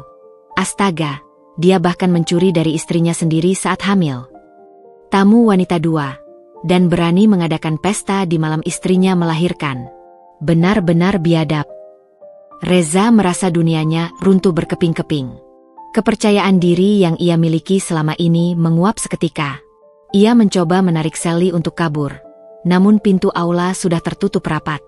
Tiba-tiba, suara langkah kaki yang tegap terdengar. 2 orang pria berbadan tegap berseragam keamanan hotel, ditemani oleh Emer Danu, manajer umum The Pinnacle Imperial, masuk ke tengah aula. Emer Danu mengambil mikrofon, berdiri tepat di antara Reza dan Sally yang kini saling menyalahkan. Emer Danu, dengan suara lantang dan formal, perhatian para hadirin. Pesta ini resmi dihentikan. Semua tamu dipersilakan keluar dengan tertib, kecuali Tuan Reza Wibowo dan Nona Sally. Reza mendorong Emer Danu, wajahnya merah padam. "Kau siapa? Kau hanya pelayan di sini. Aku yang sewa tempat ini. Aku tamu penting. Aku akan pecat kau." Emer Danu tersenyum sinis, senyum yang menunjukkan kemenangan yang tertunda. "Anda akan memecat saya, Tuan Reza? Itu lucu sekali. Saya Emer Danu, manajer umum The Pinnacle Imperial. Dan saya bekerja di bawah otoritas pemilik sejati hotel ini." Sally, pemilik? Istrinya hanya penulis lepas yang miskin. Jangan mengada-ada. Tepat pada saat itu, layar kembali menyala. Bukan lagi menampilkan video perselingkuhan, melainkan sebuah logo perusahaan yang megah, The Pinnacle Group. Di bawah logo, tertulis, "Pesan khusus dari CEO." Lalu, di layar muncul foto profil resmi Arumi, mengenakan setelan bisnis yang elegan, tatapannya dingin dan berwibawa. Di bawah foto itu, tertera jabatan, Arumi Wibowo, Chief Executive Officer dan pewaris tunggal The Pinnacle Group. Seluruh ruangan terdiam. Reza dan Sally, yang melihat wajah Arumi di layar sebagai CEO, mengalami syok kolektif yang melumpuhkan. Reza mundur selangkah, menggeleng-gelengkan kepala tak percaya. "Tidak. Ini tidak benar. Arumi itu tidak punya apa-apa. Dia hanya penulis lepas. Aku tahu. Mr. Danu menatap Reza dengan pandangan meremehkan. Sayangnya, Tuan, Anda hanya tahu apa yang Nyonya Arumi ingin Anda tahu. Nyonya Arumi Wibowo bukan sekadar penulis lepas. Beliau adalah pemilik tunggal dari seluruh jaringan hotel ini. Termasuk hotel tempat Anda mengadakan pesta perselingkuhan menggunakan uang curian, dan kamar presidential suite yang kini Anda tempati. Sally memegang kepalanya, suaranya seperti erangan. Mustahil. Kenapa dia menyembunyikannya? Mr. Danu, untuk menguji ketulusan Anda, Nona Sally, dan untuk melihat apakah cinta Tuan Reza benar-benar murni. Ternyata, hasilnya adalah pertunjukan sirkus malam ini. Tiba-tiba, suara Arumi terdengar lagi melalui speaker aula. Suaranya sudah tidak lemah lagi, melainkan dipenuhi kekuatan dan otoritas seorang pemimpin yang baru saja memenangkan pertarungan. Arumi, via speaker, aku sudah memberimu kesempatan. Reza, aku bahkan memberikanmu modal itu hanya untuk melihat seberapa jauh kau bisa jatuh. Dan kau memilih jatuh ke dalam lumpur di hotelku sendiri. Pesta ini, champagne ini, dan presidential suite ini adalah hadiah perpisahan dariku. Anda berdua telah menggunakan aset dan dana perusahaan tanpa izin pemilik sah. Segala biaya yang Anda keluarkan untuk pesta ini, mulai dari dekorasi hingga makanan termahal, akan dicatat sebagai hutang yang harus dilunasi ke The Pinnacle Group. Reza kini tidak lagi marah, ia dilanda ketakutan yang mendalam. Ia menyadari, ia tidak hanya kehilangan istrinya, tapi juga telah menjerumuskan dirinya ke dalam jurang hukum yang sudah diatur dengan cermat oleh pemilik kerajaan bisnis itu. Reza berlutut, suaranya memohon, Arumi, sayang, maafkan aku. Aku tidak tahu. Aku khilaf. Tolong, demi anak kita, cabut semua ini. Arumi, via speaker, demi anak kita? Kau berani menyebut nama anak kita saat kau memilih pesta daripada kelahirannya? Keputusanmu sudah final. Reza, saat kau mencium wanita lain di podium itu, kau sudah menandatangani surat cerai kita. Sekarang, terima konsekuensinya. Tepat saat kata-kata Arumi berakhir, dua pengacara berpakaian rapi dan dua petugas kepolisian memasuki aula. Pintu-pintu dikunci. Mereka menuju ke arah Reza dan Sally. Pengacara utama membacakan dengan lantang, Tuan Reza Wibowo, Anda ditahan atas tuduhan penggelapan dana, pencurian aset, dan penipuan korporat. Nona Sally, Anda ditahan sebagai kaki tangan dalam kasus pencurian dan penggelapan ini. Reza dan Sally berusaha melawan, namun sia-sia. Mereka diseret keluar dari aula mewah itu, di hadapan tamu-tamu yang kini memandang mereka dengan tatapan iba bercampur jijik. Tawa gembira pesta telah digantikan oleh rantai hukum yang membelenggu. Setelah ledakan emosi dan pengungkapan dramatis di tepi Pinnacle Imperial, aula pesta itu kini terasa dingin, seperti makam bagi ambisi yang busuk. Reza dan Sally telah digiring keluar oleh petugas kepolisian, di bawah tatapan para tamu yang kini menjadi saksi kehancuran total mereka. Mr. Danu, manajer umum hotel, dengan tenang meminta para tamu untuk meninggalkan lokasi, sambil memastikan setiap detail kehancuran Reza didokumentasikan. Sementara kekacauan terjadi di hotel, Arumi terbaring di ruang pemulihan rumah sakit, memeluk putrinya yang baru lahir.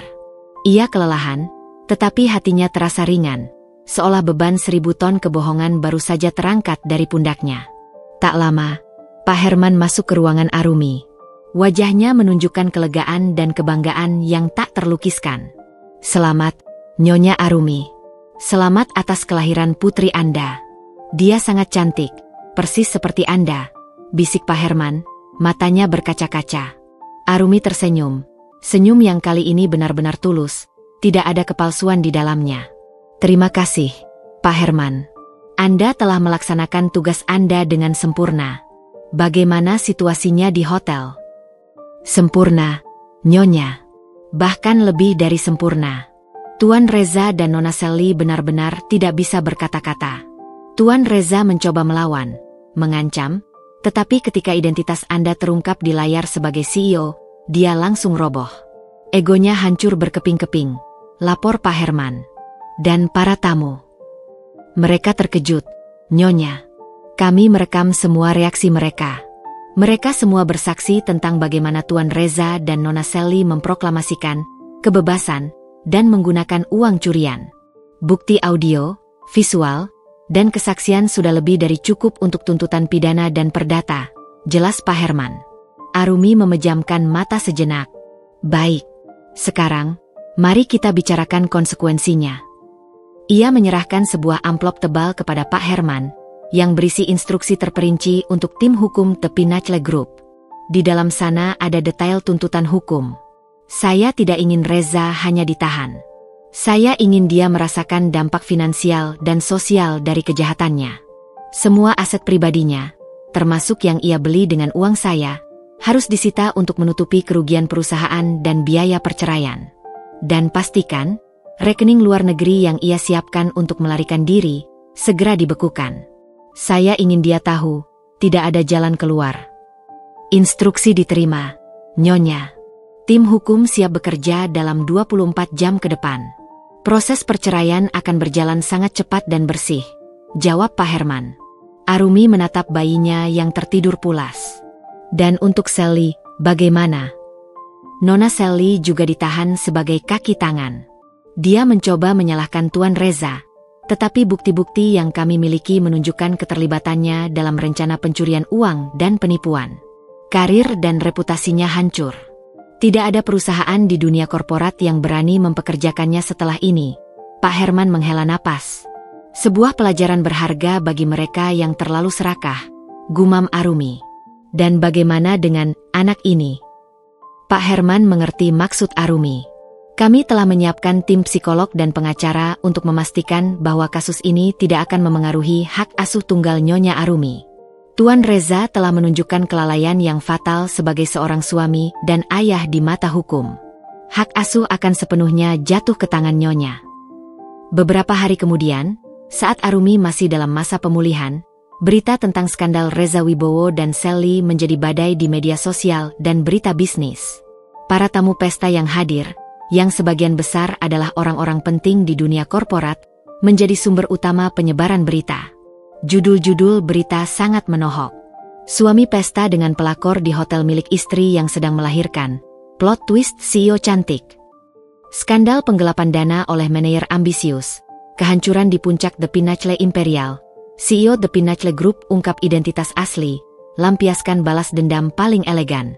Arumi membaca semua berita itu. Ia tidak mencari popularitas, tetapi ia memastikan ceritanya diceritakan dengan jujur, sebagai pelajaran, bukan drama picisan. Ia kemudian meminta Pak Herman untuk mengatur pertemuan dengan pengacara Reza di rumah sakit, untuk menyampaikan draft final perceraian. Pengacara Reza, seorang pria tua yang terlihat lelah, datang dengan wajah muram. Nyonya Arumi, saya datang atas nama Reza. Dia sangat menyesal. Dia mohon Nyonya mencabut tuntutan pidana. Kami siap menyetujui tuntutan perdata apapun, ujar pengacara itu, nadanya memelas. Arumi duduk tegak di tempat tidurnya, menggendong putrinya. Ekspresinya tenang dan berwibawa. Arumi, penyesalan?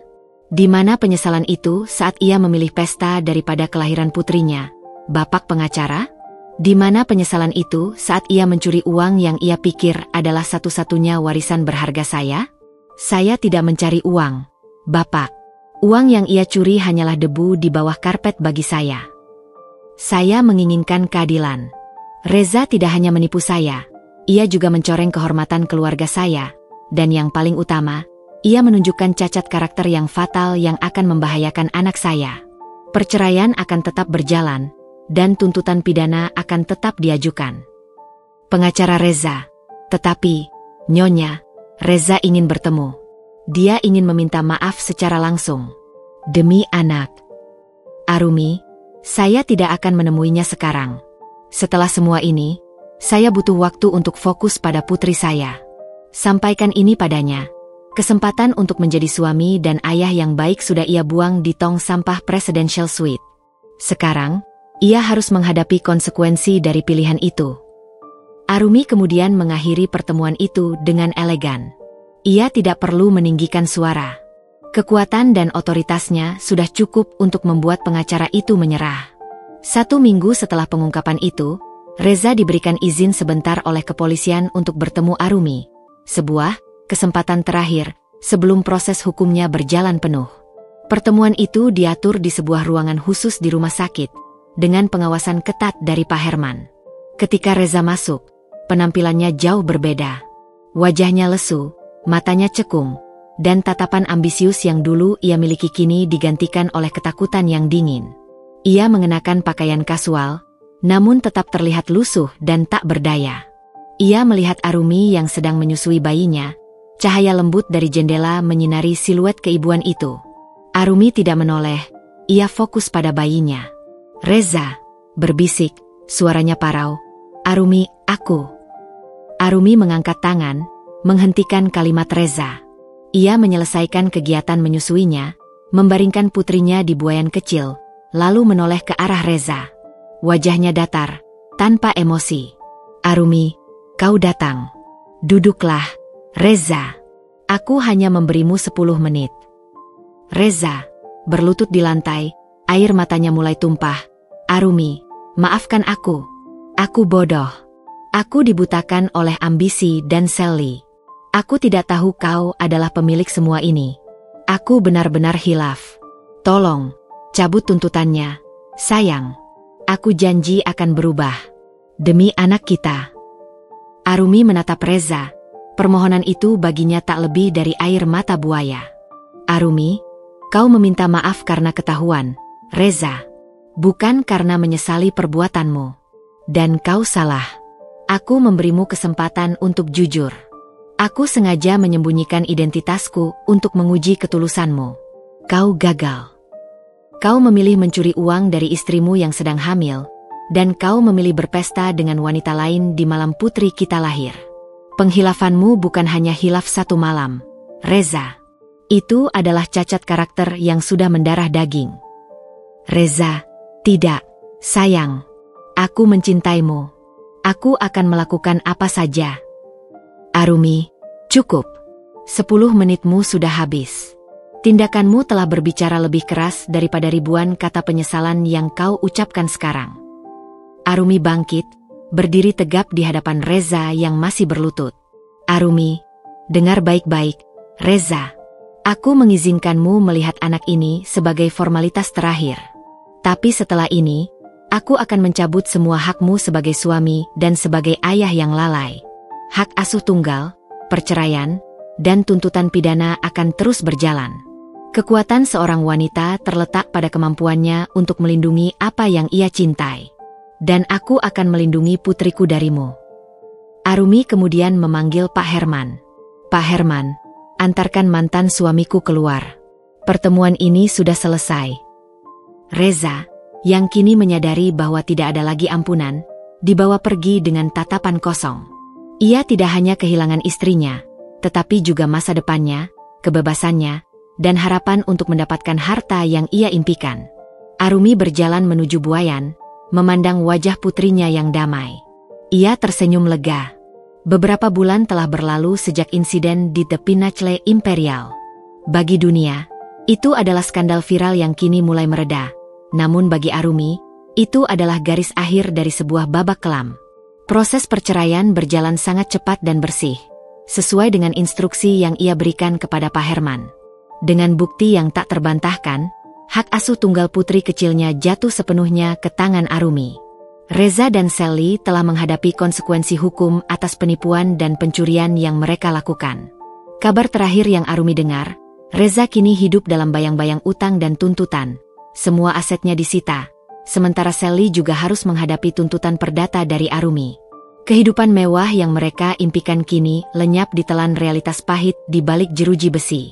Arumi kini duduk di kursi CEO-nya di kantor pusat The Pinnacle Group, sebuah ruangan yang didominasi oleh kaca dan pemandangan cakrawala kota. Ia tidak lagi mengenakan daster sederhana. Kini ia mengenakan power suit yang elegan, memancarkan aura kekuatan dan kecerdasan yang sejati.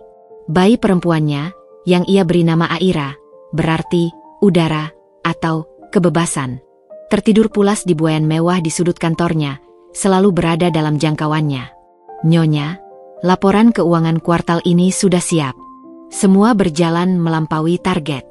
Skandal kemarin justru meningkatkan awareness publik terhadap The Pinnacle Group karena ketegasan dan keanggunan Anda dalam menangani masalah pribadi.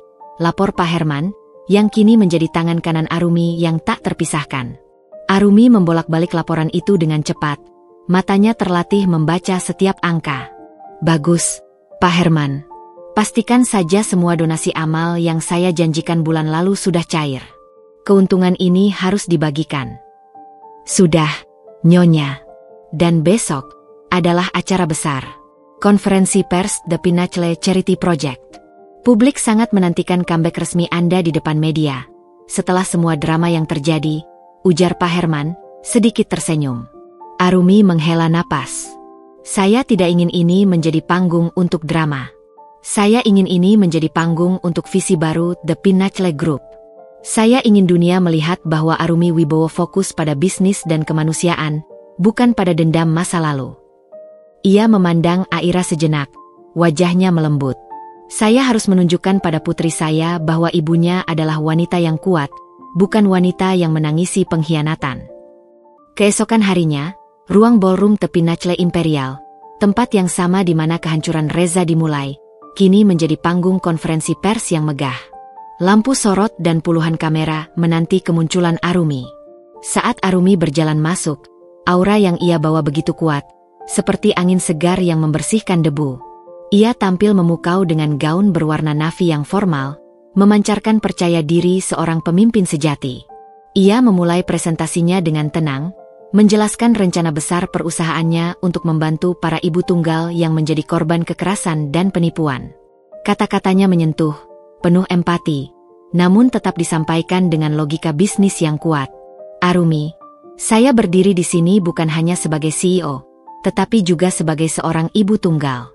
Saya percaya, kekuatan terbesar seorang wanita terletak pada kemampuannya untuk bangkit dan menggunakan pengalaman pahit sebagai modal untuk menolong orang lain.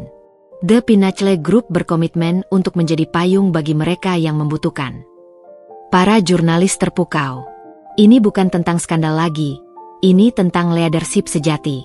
Sesi tanya-jawab berjalan lancar, hingga seorang jurnalis mengajukan pertanyaan pribadi yang sensitif. Jurnalis, Nyonya Arumi, bagaimana Anda bisa begitu tegar melalui proses persalinan yang bertepatan dengan pengkhianatan besar itu? Apa yang membuat Anda begitu kuat? Arumi tersenyum, matanya memancarkan ketulusan. Kekuatan saya bukan datang dari uang, atau kekuasaan, atau bahkan balas dendam. Kekuatan saya datang dari makhluk kecil ini. Ia memberi isyarat kepada Pak Herman, yang kemudian mendorong buayan Aira ke dekat podium. Arumi mengangkat Aira dengan lembut, memeluknya di depan puluhan kamera. Arumi, di malam itu, saya tidak berjuang sendirian. Saya berjuang demi dirinya. Ketika saya mendengar tangisannya, saya tahu saya sudah menang. Saya telah melahirkan kebebasan saya. Ia adalah kompas hidup saya sekarang. Klap, klap, klap. Tiba-tiba, terdengar suara tepuk tangan yang lantang dari barisan depan. Seorang pria tinggi, tampan, dengan setelan jas abu-abu yang pas di tubuhnya, berdiri dan bertepuk tangan. Matanya memancarkan kekaguman yang tulus, bukan gairah serakah. Pria itu adalah Devan, pengacara muda dan cerdas yang memimpin tim hukum Arumi dalam proses perceraian. Devan berjalan ke podium, bukan sebagai pengacara, melainkan sebagai tamu. Ia membawa sebuket bunga lili putih. Devan menyodorkan bunga kepada Arumi. Selamat, Nyonya Arumi. Kau selalu menjadi inspirasi. Saya datang bukan sebagai pengacara, tetapi sebagai pengagum Anda. Arumi menerima bunga itu. Wajahnya sedikit merona, sebuah emosi yang sudah lama tidak ia rasakan, bukan karena kebahagiaan palsu, melainkan karena kekaguman yang jujur. Arumi, terima kasih, Devan. Saya tidak akan bisa melewati semua ini tanpa bantuan tim hukum Anda. Anda adalah malaikat pelindung yang dikirimkan tepat waktu. Devan tersenyum hangat. Saya hanya melakukan pekerjaan saya. Tapi Anda, Nyonya, telah melakukan keajaiban. Anda tidak hanya memenangkan kasus, Anda memenangkan kembali hidup Anda. Setelah konferensi pers berakhir, Arumi dan Devan berbicara sebentar di ruang tunggu. Percakapan mereka ringan, jauh dari jargon hukum dan bisnis. Devan, sejak awal, saya tahu Anda bukan wanita biasa, Nyonya Arumi. Cara Anda merencanakan semuanya, masterpiece. Arumi, saya hanya ingin membuat semuanya seimbang. Devan, saya benci ketidakadilan. Dan, tolong, panggil saya Arumi. Kita sudah tidak di ruang sidang. Devan, baik, Arumi. Jujur, melihat Anda hari ini, saya merasa sangat lega. Senyum ini, senyum tulus ini, jauh lebih indah daripada senyum palsu yang harus Anda kenakan selama ini. Arumi, tertawa kecil, yang terasa begitu asing dan menyenangkan. Devan, Anda tahu, di dalam hati, saya sangat takut saat itu.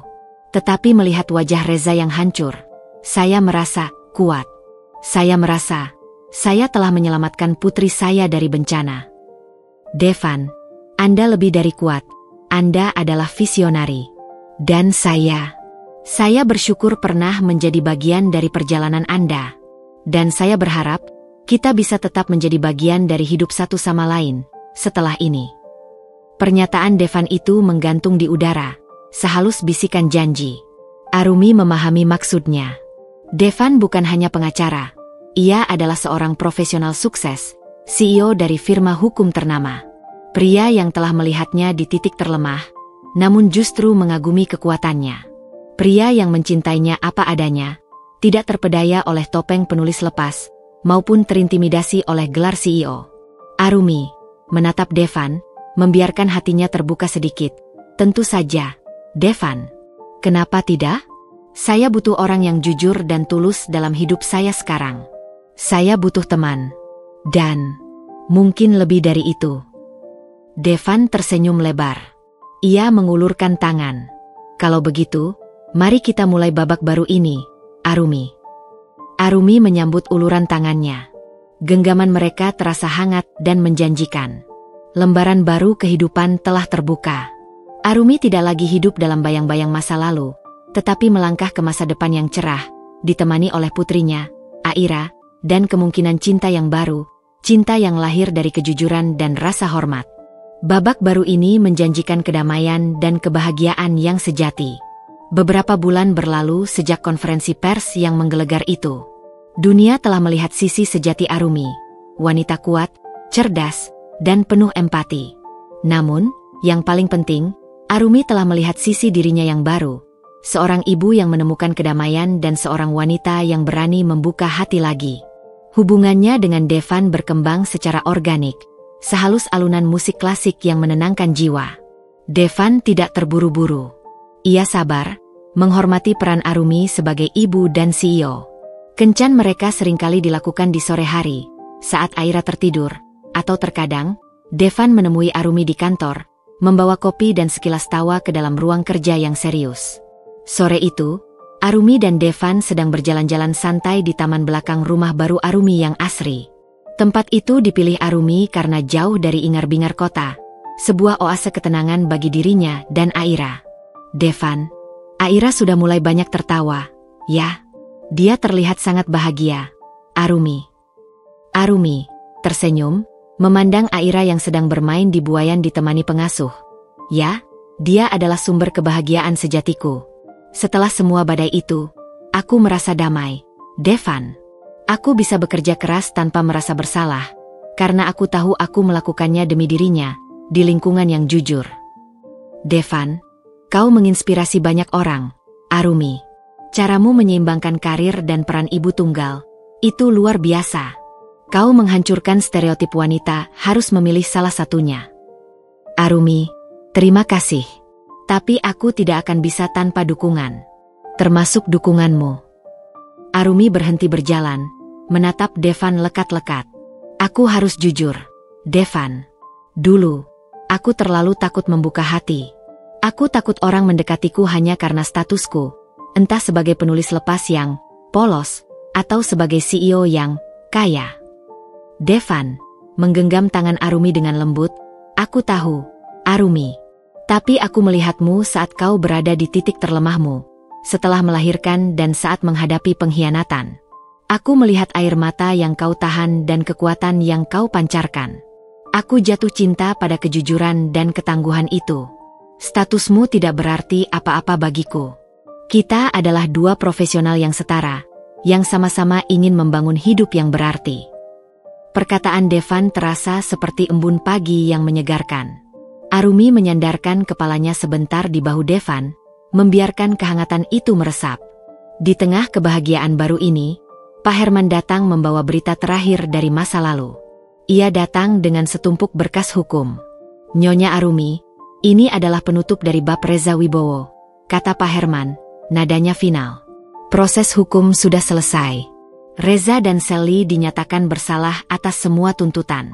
Semua aset Reza sudah disita untuk menutupi hutang dan kerugian perusahaan. Mereka tidak bisa lagi menggugat atau mengganggu Anda. Pintu masa lalu sudah tertutup rapat." "Dan bagaimana dengan Reza?" tanya Arumi, bukan karena cinta, melainkan karena ingin memastikan keadilan telah ditegakkan. "Dia sudah di tempat seharusnya, Nyonya. Dia mendapat hukuman yang setimpal. Dia juga harus membayar semua biaya pesta mewah di tepi Nachle Imperial yang ia anggap gratis. Bahkan, rekening luar negerinya yang ia siapkan untuk melarikan diri sudah sepenuhnya dibekukan," jelas Pak Herman. Arumi menghela napas panjang. Ia mengambil berkas itu, melihat nama Reza yang kini hanya menjadi sebaris catatan hukum. Ia kemudian mengambil pena dan menandatangani dokumen terakhir yang diperlukan, yaitu surat pernyataan penyelesaian hukum total. "Selesai," ujar Arumi, meletakkan pena. Momen itu terasa seperti pelepasan jangkar yang selama ini menahan kapalnya. "Terima kasih, Pak Herman. Tugas Anda sudah selesai dengan baik. Sekarang, mari kita fokus ke masa depan." Keputusan Arumi untuk menggunakan uang dari aset sitaan Reza untuk proyek amal The Pinnacle Charity Project mendapat pujian luas. Hal itu bukan hanya tindakan bisnis yang cerdas, tetapi juga menunjukkan ketinggian hati Arumi. Ia mengubah kepahitan menjadi sumur kebaikan. Malam itu, Arumi dan Devan makan malam romantis di sebuah restoran yang tenang. Mereka berbicara tentang impian dan rencana masa depan. "Devan, aku baru saja mengakuisisi perusahaan properti besar di Eropa. Aku akan sering bolak-balik ke sana. Aku ingin kau tahu, Arumi, bahwa jarak tidak akan menjadi masalah. Aku akan selalu ada untukmu dan Aira. Aku akan datang setiap kali Aira membutuhkan seseorang untuk membacakan dongeng sebelum tidur." "Arumi, Eropa? Itu luar biasa, Devan. Tapi aku tidak ingin hubungan kita menjadi beban untuk ambisimu. Aku mengerti, kita adalah orang-orang yang sibuk. Aku menghargai kejujuranmu." Devan tersenyum meyakinkan, "Kau tidak pernah menjadi beban, Arumi. Kau adalah jeda yang paling kucari dari kesibukanku. Aku sudah melihat diriku, Aira, dan kau, sebagai sebuah tim. Tentu saja, aku tidak ingin menggantikan posisi siapapun, tapi aku ingin menjadi pria yang bisa kau andalkan, pria yang bisa berbagi kebahagiaan sejati denganmu." "Arumi, berbagi kebahagiaan sejati." Arumi mengulang kata-kata itu. "Itu yang aku impikan, Devan. Aku sudah lelah dengan kebohongan. Aku hanya ingin ketulusan." "Devan, kau akan mendapatkannya, Arumi. Selalu. Aku berjanji." Devan kemudian mengeluarkan sebuah kotak kecil dari sakunya. Jantung Arumi berdegup kencang. Takut Devan akan melamarnya secepat ini. Namun, itu hanya sebuah kalung berliontin kecil, berbentuk kunci yang sangat halus. "Devan, ini bukan cincin. Ini adalah kunci. Kunci untuk hatiku, Arumi. Aku memberikannya padamu. Aku ingin kau tahu, hatiku terbuka dan sepenuhnya jujur untukmu. Ambil kunci ini, dan buang ketakutan masa lalumu." Air mata Arumi menetes, bukan karena sedih, tetapi karena keharuan dan rasa terima kasih. Sikap Devan yang menghargai proses, tidak terburu-buru, dan penuh ketulusan adalah kebalikan total dari Reza. "Arumi, Devan, ini sangat manis. Aku menerimanya." Arumi menerima kalung itu. Devan memasangkan kalung kunci itu di leher Arumi. Momen itu terasa sakral, sebuah deklarasi cinta yang tenang dan matang. Malam itu, Arumi pulang dengan hati yang penuh. Ia menatap pantulan dirinya di cermin, melihat kalung kunci yang berkilauan. Ia bukan lagi Arumi yang rapuh. Ia adalah Arumi yang kuat, ibu dari Aira, CEO yang dihormati, dan wanita yang kini dicintai oleh pria tulus. Babak ini adalah penegasan. Arumi telah sepenuhnya melepaskan masa lalu dan siap menyambut masa depan yang lebih cerah. Ia telah menemukan harmoni baru dalam hidupnya. Hubungannya dengan Devan adalah hadiah dari keteguhan hatinya. Ia tahu, perjalanan masih panjang, tetapi ia tidak lagi sendirian, dan perjalanannya kini dihiasi dengan kejujuran dan cinta. Kehidupan Arumi setelah penutupan kasus hukum dan penerimaan hatinya kepada Devan terasa seperti pelayaran kapal yang baru berlayar setelah melewati badai hebat. Layarnya terkembang, digerakkan oleh angin kebebasan dan optimisme.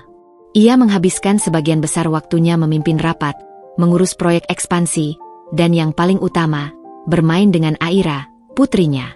Hubungan jarak jauh Arumi dengan Devan, yang kini sering bolak-balik Eropa untuk mengurus akuisisi properti, justru menjadi pupuk yang menumbuhkan rasa saling percaya di antara mereka. Tidak ada kecurigaan, hanya komunikasi yang tulus dan konstan. Suatu malam, Arumi sedang video call dengan Devan. Aira, yang sudah berusia 1 tahun lebih, merangkak mendekati layar dan tertawa melihat wajah Devan. Devan, di layar, "Halo, prinses kecil. Wah, sudah semakin besar dan cantik saja. Ya, kapan aku bisa mencubit pipi tembam itu?" Arumi, "Devan, jangan goda dia.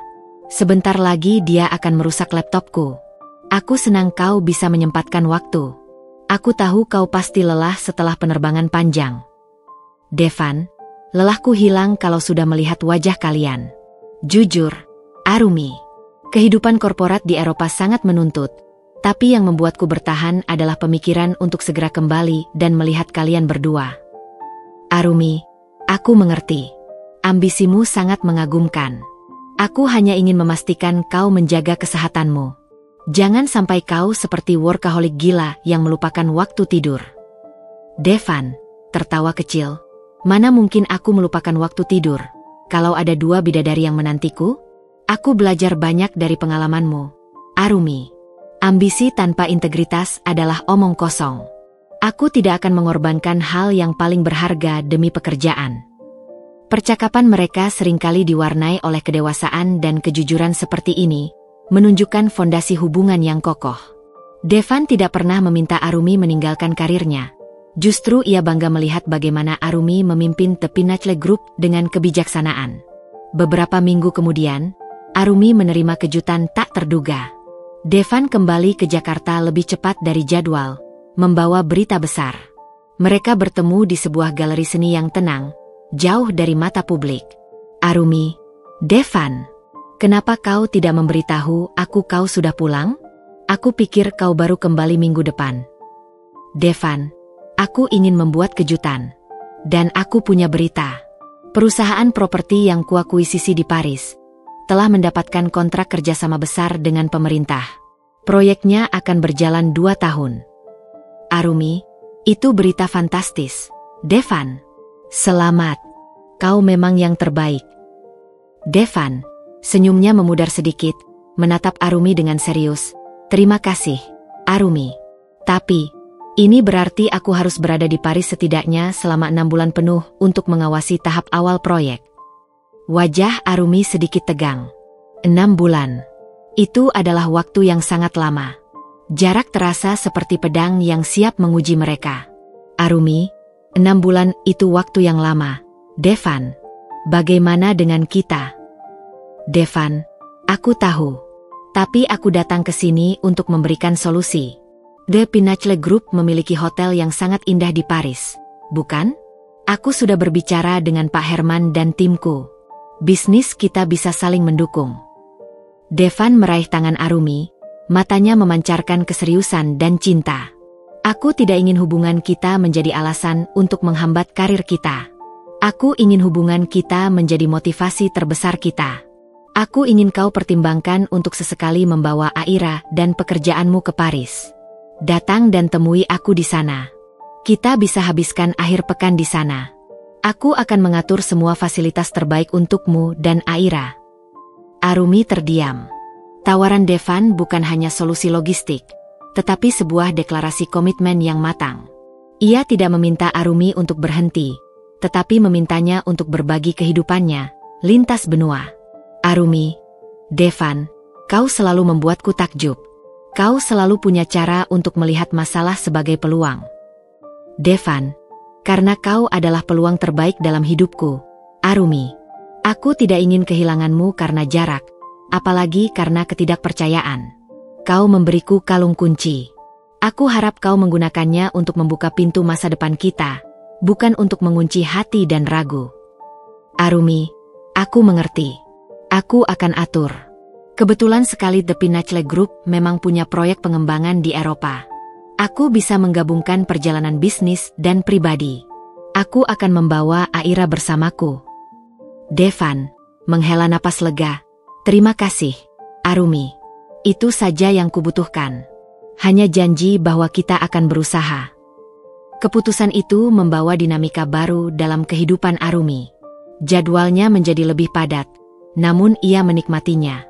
Ia membuktikan bahwa seorang ibu tunggal, seorang CEO, masih bisa memiliki kehidupan asmara yang sehat dan membahagiakan.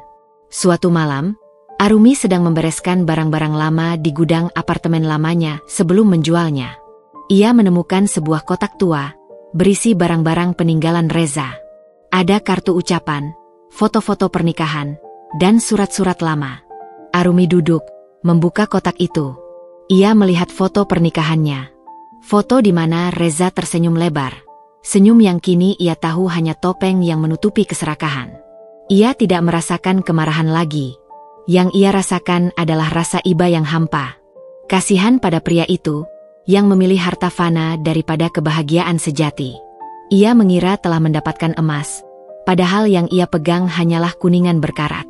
Arumi berbicara pada dirinya sendiri, aku tidak pernah membencimu, Reza. Aku hanya membenci pengkhianatanmu. Dan aku bersyukur kau memilih jalan itu, karena tanpanya, aku tidak akan pernah menemukan kekuatanku, dan tidak akan pernah bertemu dengan Aira dan Devan. Tiba-tiba, Pak Herman menelepon. Pak Herman, Nyonya, saya mendapat informasi terbaru dari pengacara Reza. Dia mencoba mengajukan permohonan banding dengan alasan tekanan emosional saat diinterogasi. Pengacaranya juga menyebarkan rumor ke media, mengatakan bahwa Anda sengaja menjebaknya karena dendam. Arumi mendengar kabar itu, namun hatinya tidak terusik sedikitpun. Masa lalu terasa seperti debu yang berusaha dihempaskan angin, namun tidak lagi menempel. Arumi, biarkan saja, Pak Herman. Berita burung seperti itu akan cepat hilang.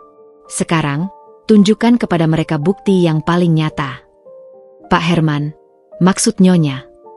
Arumi, publikasikan saja berita ekspansi besar-besaran kita ke Eropa. Dan, berikan juga sedikit bocoran tentang kerjasama kita dengan firma hukum besar di sana. Sebutkan nama CEO firma itu. Biarkan mereka tahu, sementara mereka berjuang dalam kebohongan, aku sedang membangun kerajaan cinta dan bisnis yang tak terpecahkan. Pak Herman tertawa lega. Tentu, Nyonya. Itu adalah balas dendam yang paling elegan. Bukti kesuksesan yang tak bisa dibantah. Arumi menutup teleponnya, lalu mengambil semua barang peninggalan Reza di kotak itu. Ia tidak membakarnya atau merusaknya. Ia menyimpannya kembali, sebagai museum pribadinya tentang pelajaran hidup. Ia tahu, ia harus menghormati masa lalu agar bisa menghargai masa kini. Ia kemudian berjalan ke kamar Aira. Bayi itu sudah tertidur lelap. Arumi mencium keningnya. Putriku, kau adalah pahlawanku. Kau yang memberiku keberanian untuk menghancurkan kebohongan, dan kau yang membawaku pada cinta yang tulus. Ia kemudian mengambil kalung kunci yang diberikan Devan. Kunci yang melambangkan kejujuran dan kepercayaan. Arumi tahu, ia telah menemukan orang yang tepat. Ia tidak lagi mencari kesempurnaan, ia mencari kesetaraan dan ketulusan. Babak ini adalah puncak dari penemuan diri Arumi. Ia telah menyeimbangkan perannya, menyingkirkan masa lalu, dan menguji cintanya yang baru. Ia kini siap untuk menikmati buah dari perjuangannya. Kehidupan yang bahagia dan damai sudah menantinya. 6 bulan telah berlalu. Keputusan Arumi untuk menerima tantangan jarak dan membawa Aira ke Paris untuk kunjungan bisnis dan pribadi terbukti menjadi angin segar dalam hidupnya. Ia membuktikan, sekali lagi, bahwa ia bisa menyeimbangkan tahta CEO dengan peran sebagai ibu. Pesawat jet pribadi The Pinnacle Group mendarat mulus di Paris, membawa Arumi, Aira, Pak Herman, dan pengasuh Aira. Arumi dan Aira disambut langsung oleh Devan di bandara. Pemandangan Devan, yang biasanya kaku dalam setelan jas formal, kini tersenyum lebar sambil memegang boneka beruang besar untuk Aira, terasa menghangatkan hati Arumi. "Devan, selamat datang di Paris, Ratu dan putriku," seru Devan, memeluk Arumi erat-erat, ciuman di keningnya terasa jujur dan melegakan. "Arumi, Devan, aku merindukanmu. Jakarta terasa sangat sepi tanpamu." "Devan, aku lebih merindukanmu. Dan lihat prinses kecil ini. Sudah bisa berjalan, ya? Aduh, kenapa kau tumbuh secepat ini, sweetheart?"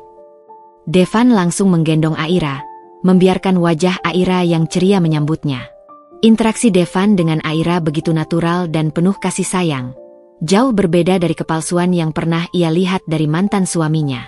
Arumi menginap di Presidential Suite The Pinnacle Paris, salah satu properti bintang 5 miliknya di sana. Ironisnya, kamar ini jauh lebih mewah dan megah daripada suite yang pernah disewa Reza dan Sally untuk pesta kehancuran mereka. Kali ini, Arumi datang sebagai pemilik sah, ditemani oleh cinta sejatinya dan putrinya. Kunjungan itu berjalan dengan indah. Pagi hari diisi dengan rapat formal Arumi dengan tim The Pinnacle Eropa dan Devan terkait proyek kolaborasi baru mereka, bisnis yang bersih, jujur, dan menjanjikan. Sementara sore hingga malam didedikasikan sepenuhnya untuk Aira dan Devan. Suatu malam, setelah Aira tertidur, Arumi dan Devan makan malam berdua di balkon suite mereka, dengan pemandangan menara Eiffel yang berkelip di kejauhan. Cahaya kota cinta itu menjadi saksi kebahagiaan mereka. "Arumi, aku senang kau memutuskan untuk bekerja sama, Devan. Proyek ini sangat ambisius, tapi aku percaya dengan integritasmu. Kau adalah partner bisnis terbaik yang pernah kumiliki, Devan. Dan kau adalah partner hidup terbaik yang pernah kuharapkan, Arumi. Kau tahu, aku sering melihat ke belakang, memikirkan bagaimana cara kita bertemu. Dalam proses hukum, dalam situasi yang paling buruk. Tapi aku bersyukur. Itu adalah cara takdir menunjukkan padaku, betapa berharganya wanita yang berjuang dengan kejujuran. Arumi, aku juga. Aku bersyukur semua itu terjadi. Reza menunjukkan padaku apa itu penipuan, dan kau menunjukkan padaku apa itu cinta yang menghormati." Devan meraih tangan Arumi, memain-mainkan kalung kunci yang ia berikan dulu. "Aku sudah membuat Paris sebagai rumah keduaku, Arumi. Tapi aku tidak bisa membayangkan hidup di sini tanpamu dan Aira. Arumi, aku juga. Sejak bersamamu, aku merasa sangat utuh. Aku tidak perlu menyembunyikan identitasku, tidak perlu takut dicurigai.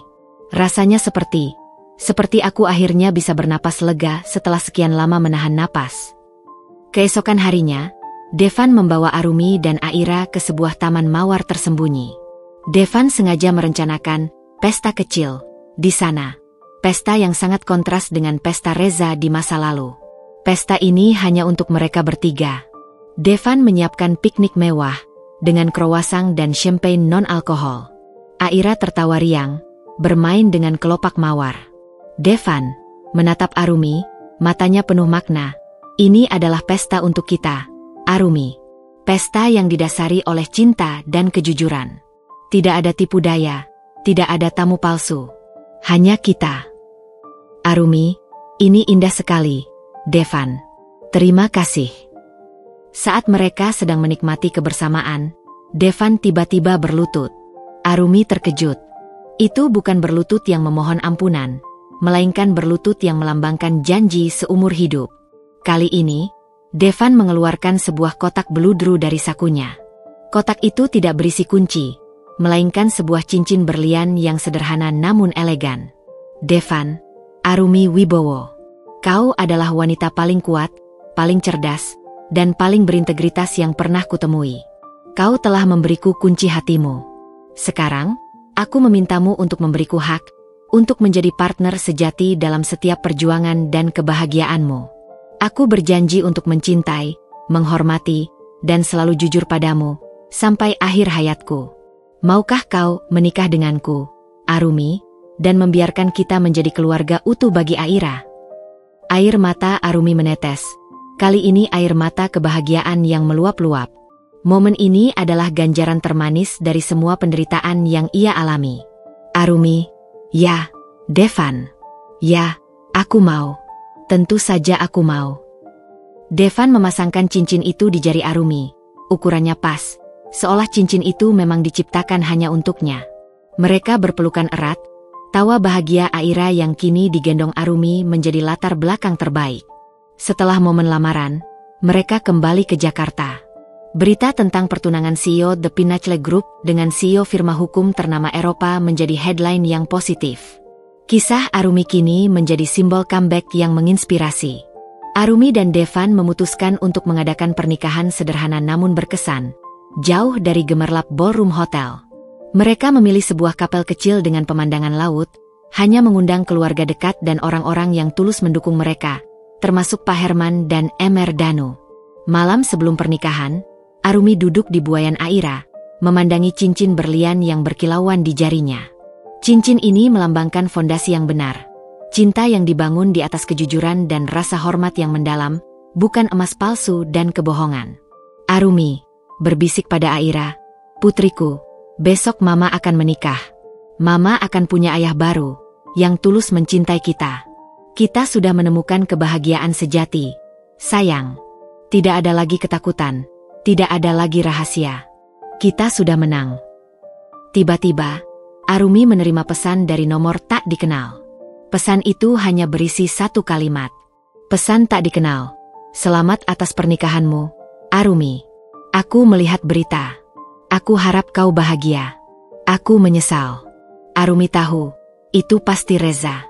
Entah bagaimana ia mendapatkan nomornya, mungkin melalui seseorang. Arumi tidak membalas. Ia hanya menghapus pesan itu. Penyesalan Reza tidak lagi berarti. Yang penting adalah kemampuan Arumi untuk memaafkan dan melangkah maju. Arumi membuang handphonenya ke meja samping. Ia tidak membiarkan bayangan masa lalu sedikitpun merusak fajar bahagianya.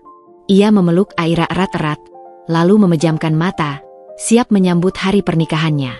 Fajar menyingsing di atas laut, mewarnai langit dengan palet oranye dan merah muda yang lembut. Udara pagi itu segar, membawa serta aroma garam laut dan harapan baru. Hari ini adalah hari pernikahan Arumi dan Devan, sebuah perayaan yang jauh dari kemegahan palsu, melainkan dipenuhi ketulusan dan kedamaian. Arumi duduk di depan cermin rias, mengenakan gaun pengantin putih sederhana namun anggun. Wajahnya berseri-seri, memancarkan cahaya alami kebahagiaan. Ia tidak lagi merasa perlu membuktikan apapun kepada siapapun. Kekuatannya telah teruji, integritasnya telah diakui, dan kini ia hanya fokus pada cinta. Aira, putrinya, yang kini berusia 1,5 tahun, bermain riang di lantai, mengenakan gaun kecil berwarna krem yang serasi dengan ibunya. Tawa Aira adalah melodi paling indah yang mengiringi persiapan Arumi. Pak Herman, yang kini Arumi anggap sebagai keluarga, masuk ke kamar rias. Matanya berkaca-kaca melihat Arumi. "Pak Herman, Nyonya Arumi, Anda terlihat sangat luar biasa. Saya tidak pernah melihat Anda sebahagia ini, bahkan saat Anda masih menyembunyikan identitas Anda." Arumi tersenyum lembut, "Terima kasih, Pak Herman. Ini adalah kebahagiaan yang tulus. Aku bersyukur semua badai sudah berlalu. Dan aku bersyukur kau selalu ada untukku." "Pak Herman, sudah menjadi kehormatan saya, Nyonya. Dulu, saya melihat Anda berjuang sendirian. Sekarang, saya melihat Anda menemukan kebahagiaan yang pantas Anda dapatkan." Pak Herman kemudian menyerahkan buket bunga lili putih, bunga kesukaan Arumi, yang juga dibawa Devan saat konferensi pers dulu. "Tuan Devan sudah menunggu di kapel, Nyonya. Dia terlihat sangat gugup, tetapi bahagia," bisik Pak Herman. Arumi tertawa kecil. Ia mengambil buket bunga itu, memeluk Aira, lalu berjalan menuju mobil yang akan membawanya ke kapel kecil di tepi pantai. Kapel itu dihiasi bunga-bunga sederhana, dengan pemandangan laut biru yang terhampar luas. Hanya ada beberapa kursi yang terisi oleh keluarga inti dan orang-orang terdekat, termasuk Emer Danu dan beberapa kerabat Devan dari Eropa. Saat Arumi melangkah masuk, ditemani oleh Pak Herman sebagai wali yang menggantikan sosok ayahnya, Devan berdiri di ujung altar. Matanya terpaku pada Arumi, tatapannya penuh pemujaan dan janji abadi. Ia terlihat tampan dan gagah dalam balutan tuxedo hitam. Momen bertatap muka itu terasa seperti pertemuan dua jiwa yang sudah lama ditakdirkan. Mereka telah melewati api ujian dan membuktikan bahwa cinta mereka tidak didasari oleh materi atau kebohongan, melainkan oleh rasa hormat, kejujuran, dan visi yang sama. Upacara pernikahan berjalan intim dan penuh haru. Saat tiba pada bagian janji suci, Devan menggenggam tangan Arumi dengan erat, seolah tak akan pernah melepaskannya. Devan, Arumi, aku berjanji. Aku akan mencintaimu, menghormatimu, dan selalu menjaga integritas dan kejujuran dalam hubungan kita. Aku berjanji menjadi pasangan yang setara, pendukung karirmu, dan ayah terbaik bagi Aira. Kau adalah kekuatanku, dan aku adalah pelabuhanmu. Aku memilihmu, hari ini, dan selamanya. Air mata Arumi menetes. Janji itu adalah penawar terkuat dari semua janji palsu yang pernah ia dengar. Arumi, Devan, aku berjanji untuk memberikanmu hatiku sepenuhnya, tanpa topeng, tanpa rahasia. Aku berjanji untuk menjadi istrimu yang setia, dan partner yang mendukung mimpimu. Aku memilihmu, bukan karena harta atau kekuasaan, tetapi karena ketulusan yang terpancar dari matamu. Aku memilihmu dan Aira, sebagai keluarga sejatiku. Setelah sumpah diucapkan, mereka bertukar cincin. Cincin pernikahan mereka terasa dingin di kulit, namun janji yang mengikat terasa hangat di hati. Pendeta, berdasarkan kuasa yang diberikan, kini saya nyatakan kalian sebagai suami istri. Silakan, Tuan Devan, cium mempelai wanitamu. Ciuman Devan pada Arumi adalah cinta yang jujur, penutup sempurna dari drama yang mereka lewati. Sesi foto keluarga dilakukan setelah upacara. Devan, Arumi, dan Aira berfoto bersama. Mereka terlihat seperti trio sempurna, sebuah gambaran keluarga bahagia yang dibangun di atas fondasi yang kokoh. Devan menggendong Aira, lihat, sayang, kita sudah jadi keluarga utuh sekarang. Mama dan Papa akan selalu melindungimu. Arumi mencubit pipi Devan, terima kasih sudah memilihku. Devan, terima kasih sudah menerima Aira, dan masa laluku. Devan, tidak ada yang perlu diterima, Arumi. Itu adalah bagian dari dirimu, dan yang membuatmu menjadi wanita luar biasa seperti sekarang. Masa lalumu adalah sejarah yang membuat kita menghargai masa kini. Di resepsi kecil yang diadakan di villa tepi laut, suasana dipenuhi tawa dan kehangatan. Arumi dan Devan duduk di kursi kehormatan, memancarkan aura kedamaian. Di tengah kebahagiaan itu, Arumi menerima amplop kecil dari Pak Herman. Di dalamnya ada berita terbaru tentang Reza. Pak Herman, Nyonya, tim intelijen mengawasi media. Ada wawancara terbaru Sally setelah dia bebas bersyarat. Dia menyalahkan Reza sepenuhnya, dan Reza kini sendirian. Dia benar-benar terpuruk. Arumi membaca transkrip wawancara itu. Sally yang arogan kini memelas, mencoba mencari simpati. Sementara Reza, yang dulu sombong, kini hanya menjadi bayangan yang hilang dari dunia korporat. Arumi melipat kertas itu, dan tanpa mengucapkan sepatah kata pun, ia menyerahkannya pada api lilin kecil di mejanya. Ia membiarkan kertas itu terbakar habis, menjadi abu yang terbang ditiup angin laut. Arumi, sudah cukup, Pak Herman. Masa lalu sudah menjadi abu. Jangan lagi ada berita tentang mereka di meja saya.